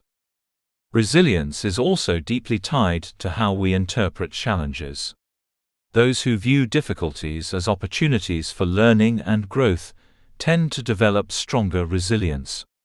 This mindset, often called a growth mindset, contrasts with a fixed mindset that sees setbacks as permanent and defining. Cultivating a growth mindset involves reframing negative experiences, asking questions like, "What can I learn from this?" or "How can this challenge make me stronger?" This approach reduces feelings of helplessness and increases motivation to persevere. Another aspect of resilience is cultivating flexibility and acceptance. Life rarely unfolds as planned, and resistance to change often amplifies suffering. Emotional resilience requires the willingness to adapt and accept what cannot be controlled without giving up hope. This acceptance is not resignation, but an acknowledgement of reality paired with the courage to keep moving forward. Practicing self-compassion is integral to resilience. Many people are harsh judges of their own struggles, believing that they should be stronger or get over it. Such self-criticism adds an unnecessary burden. Instead, treating oneself with kindness during difficult times fosters resilience by providing emotional nourishment and reducing internal conflict. Daily rituals that incorporate self-compassion might include gentle self-talk, setting realistic expectations, or allowing space for rest without guilt. Over time, these habits create an internal environment where resilience can flourish naturally. It is important to remember that emotional resilience does not mean being unaffected by hardship or never feeling vulnerable. Instead, it means cultivating a relationship with one's emotions that allows for honesty, processing, and growth. Resilience transforms vulnerability from a source of weakness into a source of strength. Stories of emotional resilience often inspire and illuminate this journey. Consider the example of Sarah, who faced a devastating career setback after years of dedication. Initially overwhelmed by despair, Sarah began a daily practice of gratitude, journaling what she appreciated despite the loss. She incorporated meditation to calm her anxious thoughts and used affirmations to remind herself of her capabilities. Slowly, Sarah regained her confidence and found new opportunities aligned with her passions. Her resilience was not about ignoring pain, but about engaging it with intention and hope. Similarly, Raj, who experienced a difficult divorce, struggled with feelings of failure and loneliness. Through mindfulness and connection with nature, he learned to observe his emotions without judgment. His daily walks in the park became a time to reflect and breathe deeply. Raj also embraced a growth mindset, viewing the divorce as a painful but necessary step toward self-discovery. His resilience was nurtured through patience, acceptance, and consistent self-care. The journey to cultivate emotional resilience is ongoing, filled with ebbs and flows. Some days will feel stronger than others, and setbacks may occur. Yet, with a commitment to nurturing habits that support emotional clarity and peace, resilience grows like a muscle, strengthening with use. In conclusion, cultivating emotional resilience is an act of profound self-love and empowerment. It equips us not only to endure life's inevitable challenges, but to emerge from them transformed and renewed. By integrating practices such as gratitude, meditation, affirmations, journaling, movement, and connection with nature, we build a foundation of inner strength that supports our well-being and nurtures peace. This resilience is not a destination but a lifelong journey, one that enriches our lives with depth, wisdom, and hope. Chapter 15: Embracing Joy and New Beginnings. The act of letting go is profound and transformative, yet it is only part of the journey toward emotional freedom. Once the weight of pain, resentment, guilt, or grief has been released, a new space emerges, a space that invites joy, renewal, and fresh beginnings. Embracing joy after letting go is not simply a byproduct of healing. It is an intentional practice and a skill that can be cultivated. This chapter is an invitation to step fully into that space, to rediscover the lightness and vitality that come from opening your heart to new possibilities. Joy, often mistaken as something spontaneous or dependent on external circumstances, is in fact a deeply accessible state of being that we can nurture and expand. Many people assume joy is fleeting, reserved for moments of success, celebration, or pleasure. But joy is more than temporary happiness. It is a sustained sense of well-being and connection that can persist through life's ups and downs. Learning to embrace joy is learning to cultivate a mindset and lifestyle that invite positivity, gratitude, and openness, even amid uncertainty. After releasing emotional burdens, you might feel an unexpected emptiness, a void left where pain once resided. This emptiness can be uncomfortable because it signals change and unfamiliar territory. However, this space is fertile ground for new beginnings. Just as a gardener clears old weeds to prepare soil for fresh seeds, emotional letting go creates room to sow the seeds of joy and growth. Creating space for joy begins with awareness. Notice where joy is already present in your life. Perhaps it is in simple moments, watching sunlight filter through trees, the laughter of a child, a warm cup of tea, or a quiet breath after a long day. These small experiences are often overlooked, but are the building blocks of a joyful life. When you begin to acknowledge and savor these moments, you train your mind to focus on positivity, which in turn fosters joy. Joy, like any skill, requires practice and intention. It involves actively choosing to engage with life, rather than retreat from it. After emotional release, it is natural to feel cautious about embracing joy, fearing that it might be temporary or that pain might return. These fears are valid, but can be gently challenged by building joyful habits gradually. One way to cultivate joy is through mindfulness, the practice of being present without judgment. Mindfulness allows you to experience each moment fully, uncovering the richness that often lies beneath routine or distraction. By slowing down and engaging your senses, you open to the subtle pleasures and beauty around you, creating more opportunities for joy. Another pathway to joy is through connection. Humans are inherently social beings, and joy flourishes in relationships built on trust, love, and authenticity. After letting go of toxic or painful relationships, the opportunity arises to form new connections or deepen existing ones. These relationships provide not only companionship, but also mirrors in which you can see your worth and experience acceptance. Engaging in creative expression, whether through art, music, writing, or movement, is another powerful way to cultivate joy. Creativity taps into the wellspring of your inner life, allowing you to explore and express feelings in transformative ways. The process of creating, rather than the end product, often brings a sense of fulfillment and joy that transcends circumstance. Gratitude remains a central theme in embracing joy. Gratitude and joy are deeply intertwined. Gratitude expands the heart and mind to recognize goodness, which fosters joy. Practicing daily gratitude, even for the smallest things, primes the brain for joy. Over time, this shifts your emotional baseline, making joy more accessible and persistent. Inspirational real-life stories vividly illustrate the power of embracing joy after letting go. Take the story of Maya, a woman who endured years of emotional abuse in a toxic relationship. When she finally found the courage to leave, Maya was overwhelmed by sadness and uncertainty about the future. For a time, she felt lost in the aftermath of letting go.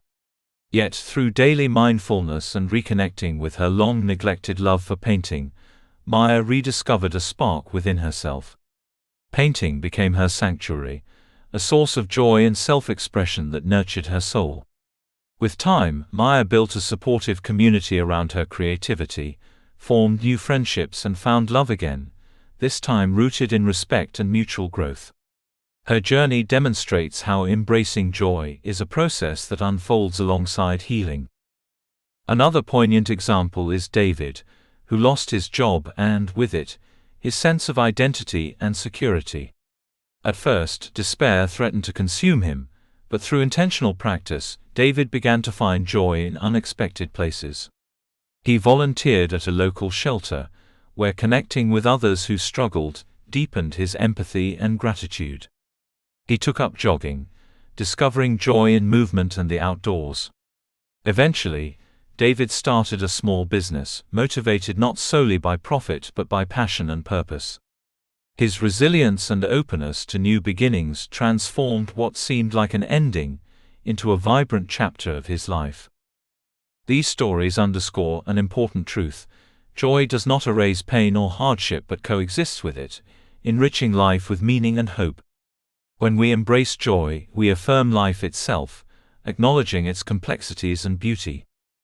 Practically, embracing joy after letting go involves daily choices. Begin by cultivating awareness of what brings you pleasure and peace. Experiment with activities that nourish your body, mind, and spirit. This might mean spending time in nature, practicing yoga, reading inspiring books, or simply engaging in playful moments. Let curiosity guide you toward experiences that feel uplifting and life-affirming. Creating rituals that celebrate life can deepen joy. Rituals mark transitions and honor growth, providing a sense of continuity and meaning. This might be as simple as lighting a candle in the evening to reflect on the day's blessings, or planning regular gatherings with loved ones. Rituals reinforce positive emotions and build momentum toward a joyful outlook. It is equally important to cultivate self-compassion on this journey. Allow yourself to feel joy without guilt or reservation. Many who have endured pain struggle with believing they deserve happiness, or fear that joy might be fleeting or betray their past suffering. These beliefs can block the flow of joy. Practicing kindness toward yourself, acknowledging your resilience and worth, opens the heart to receive joy fully. Embracing new beginnings requires courage, because it often means stepping into the unknown. It involves leaving behind old identities, comfort zones, and sometimes even familiar patterns that no longer serve you. Yet, new beginnings hold immense potential for growth and renewal. Each fresh start invites you to rewrite your story with intention and hope. When facing new beginnings, setting clear intentions can provide direction and focus. Intentions are like seeds planted in the fertile soil of your freshly cleared emotional landscape. They do not rigidly dictate outcomes, but guide your energy and attention. Intentions such as "I choose to live with openness and joy," or "I welcome growth and new opportunities," create a foundation upon which joy can flourish. It is natural to encounter resistance or fear when embracing new beginnings. Doubts about your ability, fear of failure, or uncertainty about the future may arise. These feelings are part of the process, not obstacles to be avoided. Acknowledging them with compassion and curiosity helps dissolve their power. Sometimes simply taking a small step forward, no matter how modest, can break through inertia and build confidence. Community and support systems are invaluable during new beginnings. Surrounding yourself with people who uplift, encourage, and believe in your potential nurtures joy and resilience. These connections offer validation, practical advice, and inspiration, reminding you that you are not alone on this path. Moreover, embracing joy in new beginnings invites you to cultivate playfulness and spontaneity. Life's seriousness can weigh heavily on the spirit, but play and laughter reconnect us to the present moment and the childlike wonder within. Playfulness invites creativity, lightheartedness, and joy, making it easier to face life's challenges with grace. Incorporating humor into daily life is another way to nurture joy. Laughter has been shown to reduce stress hormones, increase endorphins, and improve mood. Allowing yourself to laugh, even at your own mistakes or challenges, lightens emotional burdens and opens space for joy to enter. Finally, embracing joy and new beginnings calls for a mindset of continuous growth. Healing and transformation are ongoing processes. There will be days of struggle and days of celebration. Accepting this ebb and flow without judgment strengthens your capacity to sustain joy through life's seasons. In summary, letting go creates space for joy and new beginnings, but it is up to each of us to intentionally cultivate and welcome these gifts. Joy is not a distant dream or occasional luxury. It is a skill accessible to anyone willing to practice gratitude, mindfulness, connection, creativity, and self-compassion. New beginnings require courage and openness, yet they hold the promise of transformation, purpose, and fulfillment. Through real-life examples and practical guidance, this chapter has illuminated how embracing joy is both an art and a practice, a profound way of living that honors the full spectrum of human experience. By choosing joy and renewal, you affirm your resilience and embrace the beautiful possibilities ahead. Chapter 16: Living a Life of Letting Go. Letting go is often thought of as a singular, dramatic event, a moment of release after which life magically transforms. While that moment can be powerful, the true essence of letting go is far deeper and more expansive. It is not a one-time act but a continuous lifestyle, a way of being that permeates every aspect of our lives. To live a life of letting go is to commit to ongoing self-awareness, forgiveness, renewal, and transformation. It is a choice to move forward with grace, resilience, and purpose, even in the face of challenges. This chapter is an invitation to reframe letting go not as a destination but as a path, a lifelong journey of learning to release what no longer serves us, while embracing what nourishes and uplifts. It encourages you to integrate the lessons of previous chapters into your everyday existence, and to recognize the profound freedom that comes from cultivating this way of living. When we consider letting go as a lifestyle, we acknowledge that life itself is a constant flow of change, loss, gain, joy, and sorrow.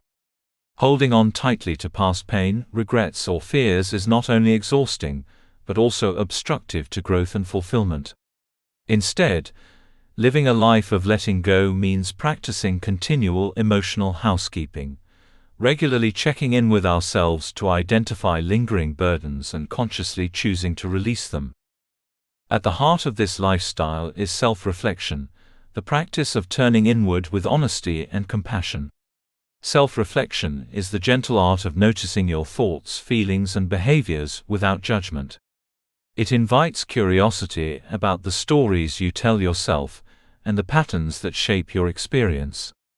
Through self-reflection, you become more attuned to areas where old wounds may be resurfacing, or where resistance to change is keeping you stuck. By making self-reflection a regular practice, whether through journaling, meditation, or quiet contemplation, you cultivate awareness of the subtle ways in which you cling to pain or limiting beliefs. This awareness is the first step toward release, because you cannot let go of what you do not acknowledge. Moreover, self-reflection deepens your understanding of yourself, strengthens emotional intelligence, and enhances your capacity for compassion both for yourself and others. Integral to living a life of letting go is forgiveness, which is not a one-time gesture but an ongoing practice. Forgiveness is often misunderstood as excusing wrongs or forgetting harm done. In reality, forgiveness is an intentional act of releasing the grip that resentment, anger, or guilt has on your heart. It frees you from the prison of past hurts, allowing you to reclaim your peace and power. Regular forgiveness practices help you navigate relationships with greater ease and grace.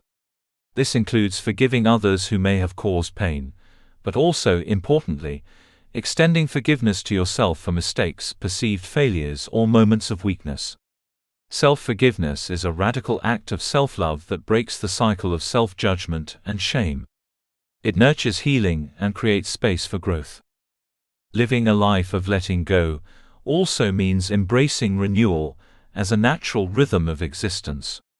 Just as the seasons cycle through birth, growth, decline, and rest, so too do our emotional and spiritual lives require cycles of release and renewal. Renewal is the process of recharging your inner resources, recentering your priorities, and reaffirming your values and purpose. Renewal can take many forms, from resting and retreating to engaging in new experiences, learning new skills, or deepening relationships. It is about intentionally creating opportunities for replenishment that sustain your well-being and resilience. When you prioritize renewal, you build a foundation that supports ongoing letting go, preventing burnout and fostering vitality. One of the most powerful ways to live a life of letting go is to transform pain into purpose. Pain, when processed and released, need not be wasted or ignored. Instead, it can serve as a potent source of fuel for meaningful action and personal growth. The wisdom gained from past struggles can illuminate your path forward, inspiring empathy, creativity, and courage. Using pain as fuel means choosing to let your experiences, no matter how difficult, motivate you to contribute to something larger than yourself. Many people find that their greatest growth and fulfillment arise from transforming personal hardship into service, advocacy, or artistic expression. This transformation is an act of alchemy, turning suffering into gold. Consider those who have channeled loss into healing work, heartbreak into poetry, or adversity into activism. Their stories remind us that pain, while inevitable, does not have to define or limit us. When embraced consciously, it becomes a teacher and a catalyst for change. Living a life of letting go also invites you to cultivate flexibility and openness. Life rarely unfolds as planned, and clinging rigidly to expectations often leads to frustration and suffering. Instead, a lifestyle of letting go encourages adaptability, an ability to flow with life's currents rather than resist them. Flexibility in thought and action allows you to respond creatively to challenges, to shift perspectives when needed, and to remain centered amid uncertainty. This openness extends to relationships, goals, and self-concept.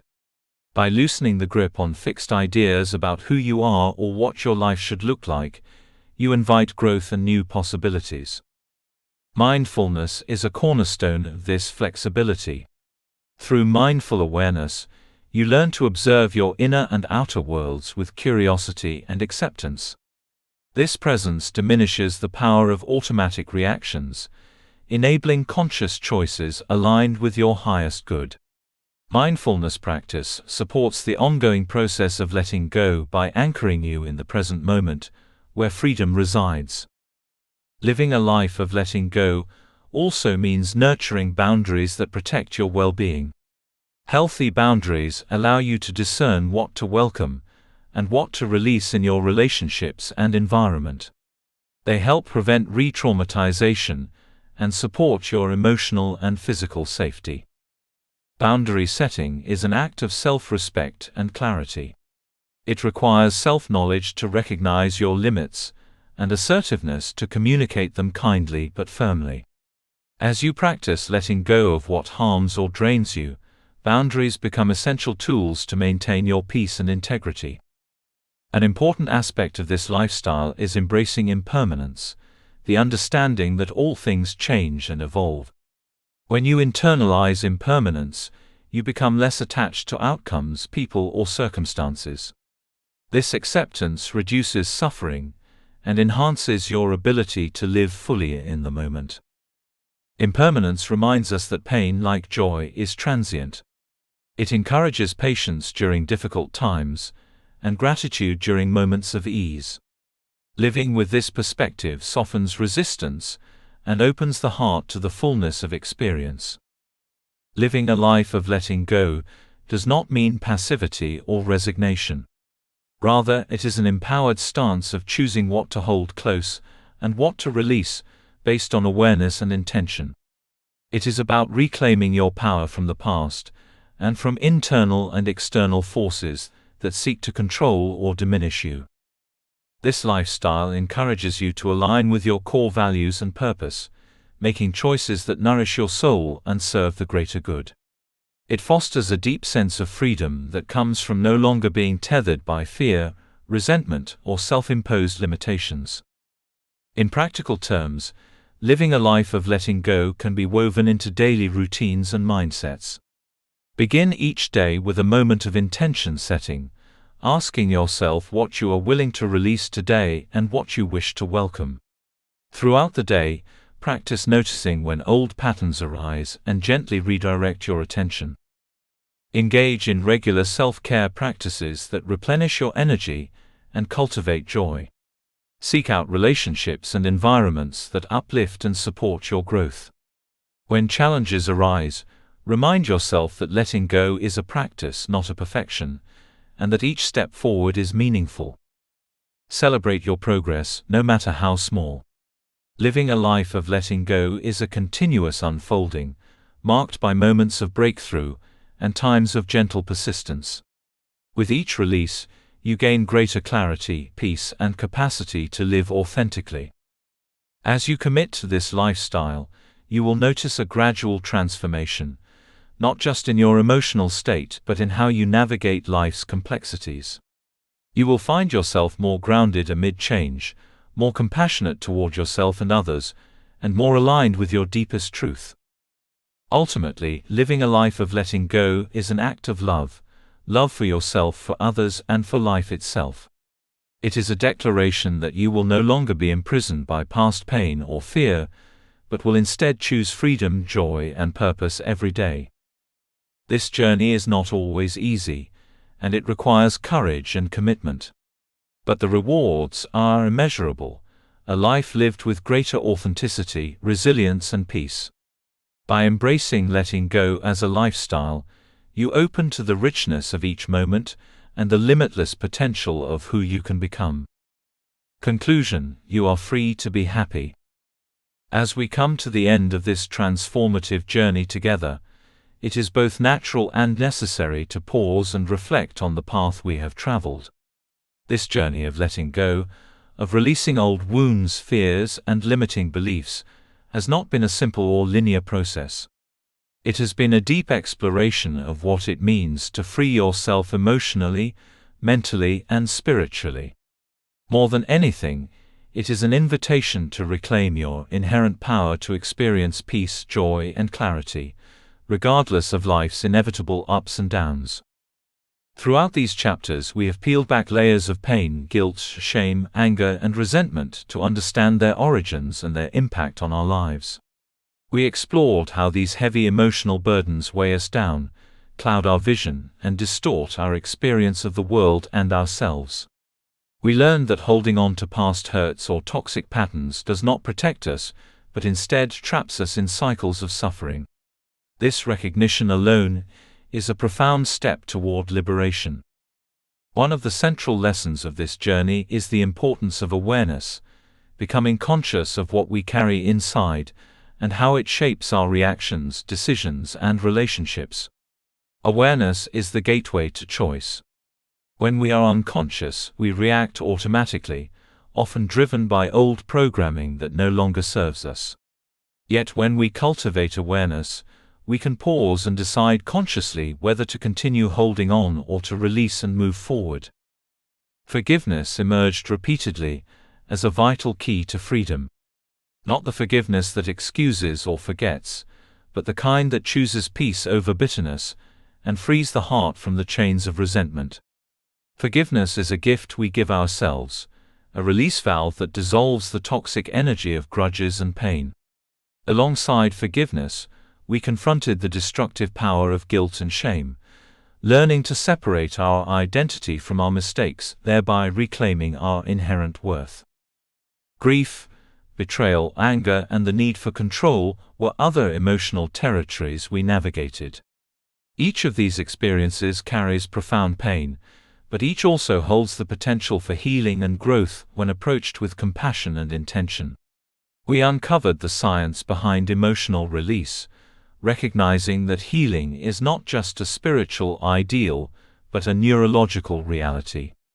Our brains and bodies are designed to heal when given space and mindful attention. The journey also invited us to look closely at the relationships in our lives, how toxic patterns develop, and how setting healthy boundaries is an act of self-love that protects our emotional well-being. We learned that emotional resilience is a skill to be cultivated through practices such as gratitude, mindfulness, and daily rituals that keep us grounded in the present moment. Most importantly, we recognize that letting go is not a one-time event but a lifestyle, a continuous process of release, renewal, and self-discovery. As you reflect on all these lessons, it is crucial to understand one empowering truth: happiness is not something that exists outside of you, dependent on perfect circumstances or flawless conditions. Happiness is a state of emotional freedom. It is the ability to experience life fully, with all its imperfections, without being held hostage by fear, anger, or sorrow. When you choose to let go, you create space for this freedom to flourish. You have the power to choose peace, peace that transcends external chaos and inner turmoil. This peace is not passive resignation, but a profound acceptance of what is, combined with the courage to change what can be changed. It is an active, living peace that nourishes your spirit and fosters clarity in your mind. With peace as your foundation, joy becomes not a fleeting moment tied to external rewards, but a natural expression of your authentic self. Emotional clarity is the companion of peace and joy. It is the ability to see yourself and your experiences without distortion, to understand your feelings without judgment, and to respond rather than react. Clarity comes from living in alignment with your truth, guided by self-awareness and compassion. It is a state that allows you to navigate life's challenges with grace and confidence. The freedom you have sought throughout this journey is already within you. It does not need to be found or earned. It only needs to be uncovered by releasing the weights that have obscured it. As you continue to practice letting go, you will find that happiness becomes less about seeking and more about being, a quiet, resilient joy that sustains you through every season. Remember that this path is unique to you. There will be moments of difficulty, times when old pain resurfaces or the urge to control creeps back in. These moments are not setbacks but invitations to deepen your practice, to recommit to letting go, and to extend grace to yourself. Progress in emotional freedom is not measured by perfection but by persistence and intention. In closing, embrace this truth: you are free to be happy. Your happiness is your birthright, and the keys to that freedom lie in your hands. Let go of what binds you. Embrace the present moment with openness. Choose peace, nurture joy, and cultivate clarity.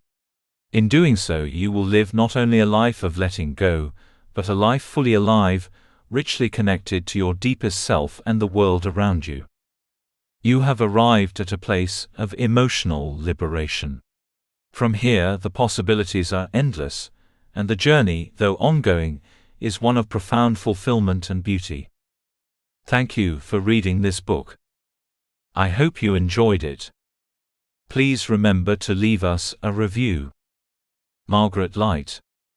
Disclaimer. This book was created with the assistance of artificial intelligence.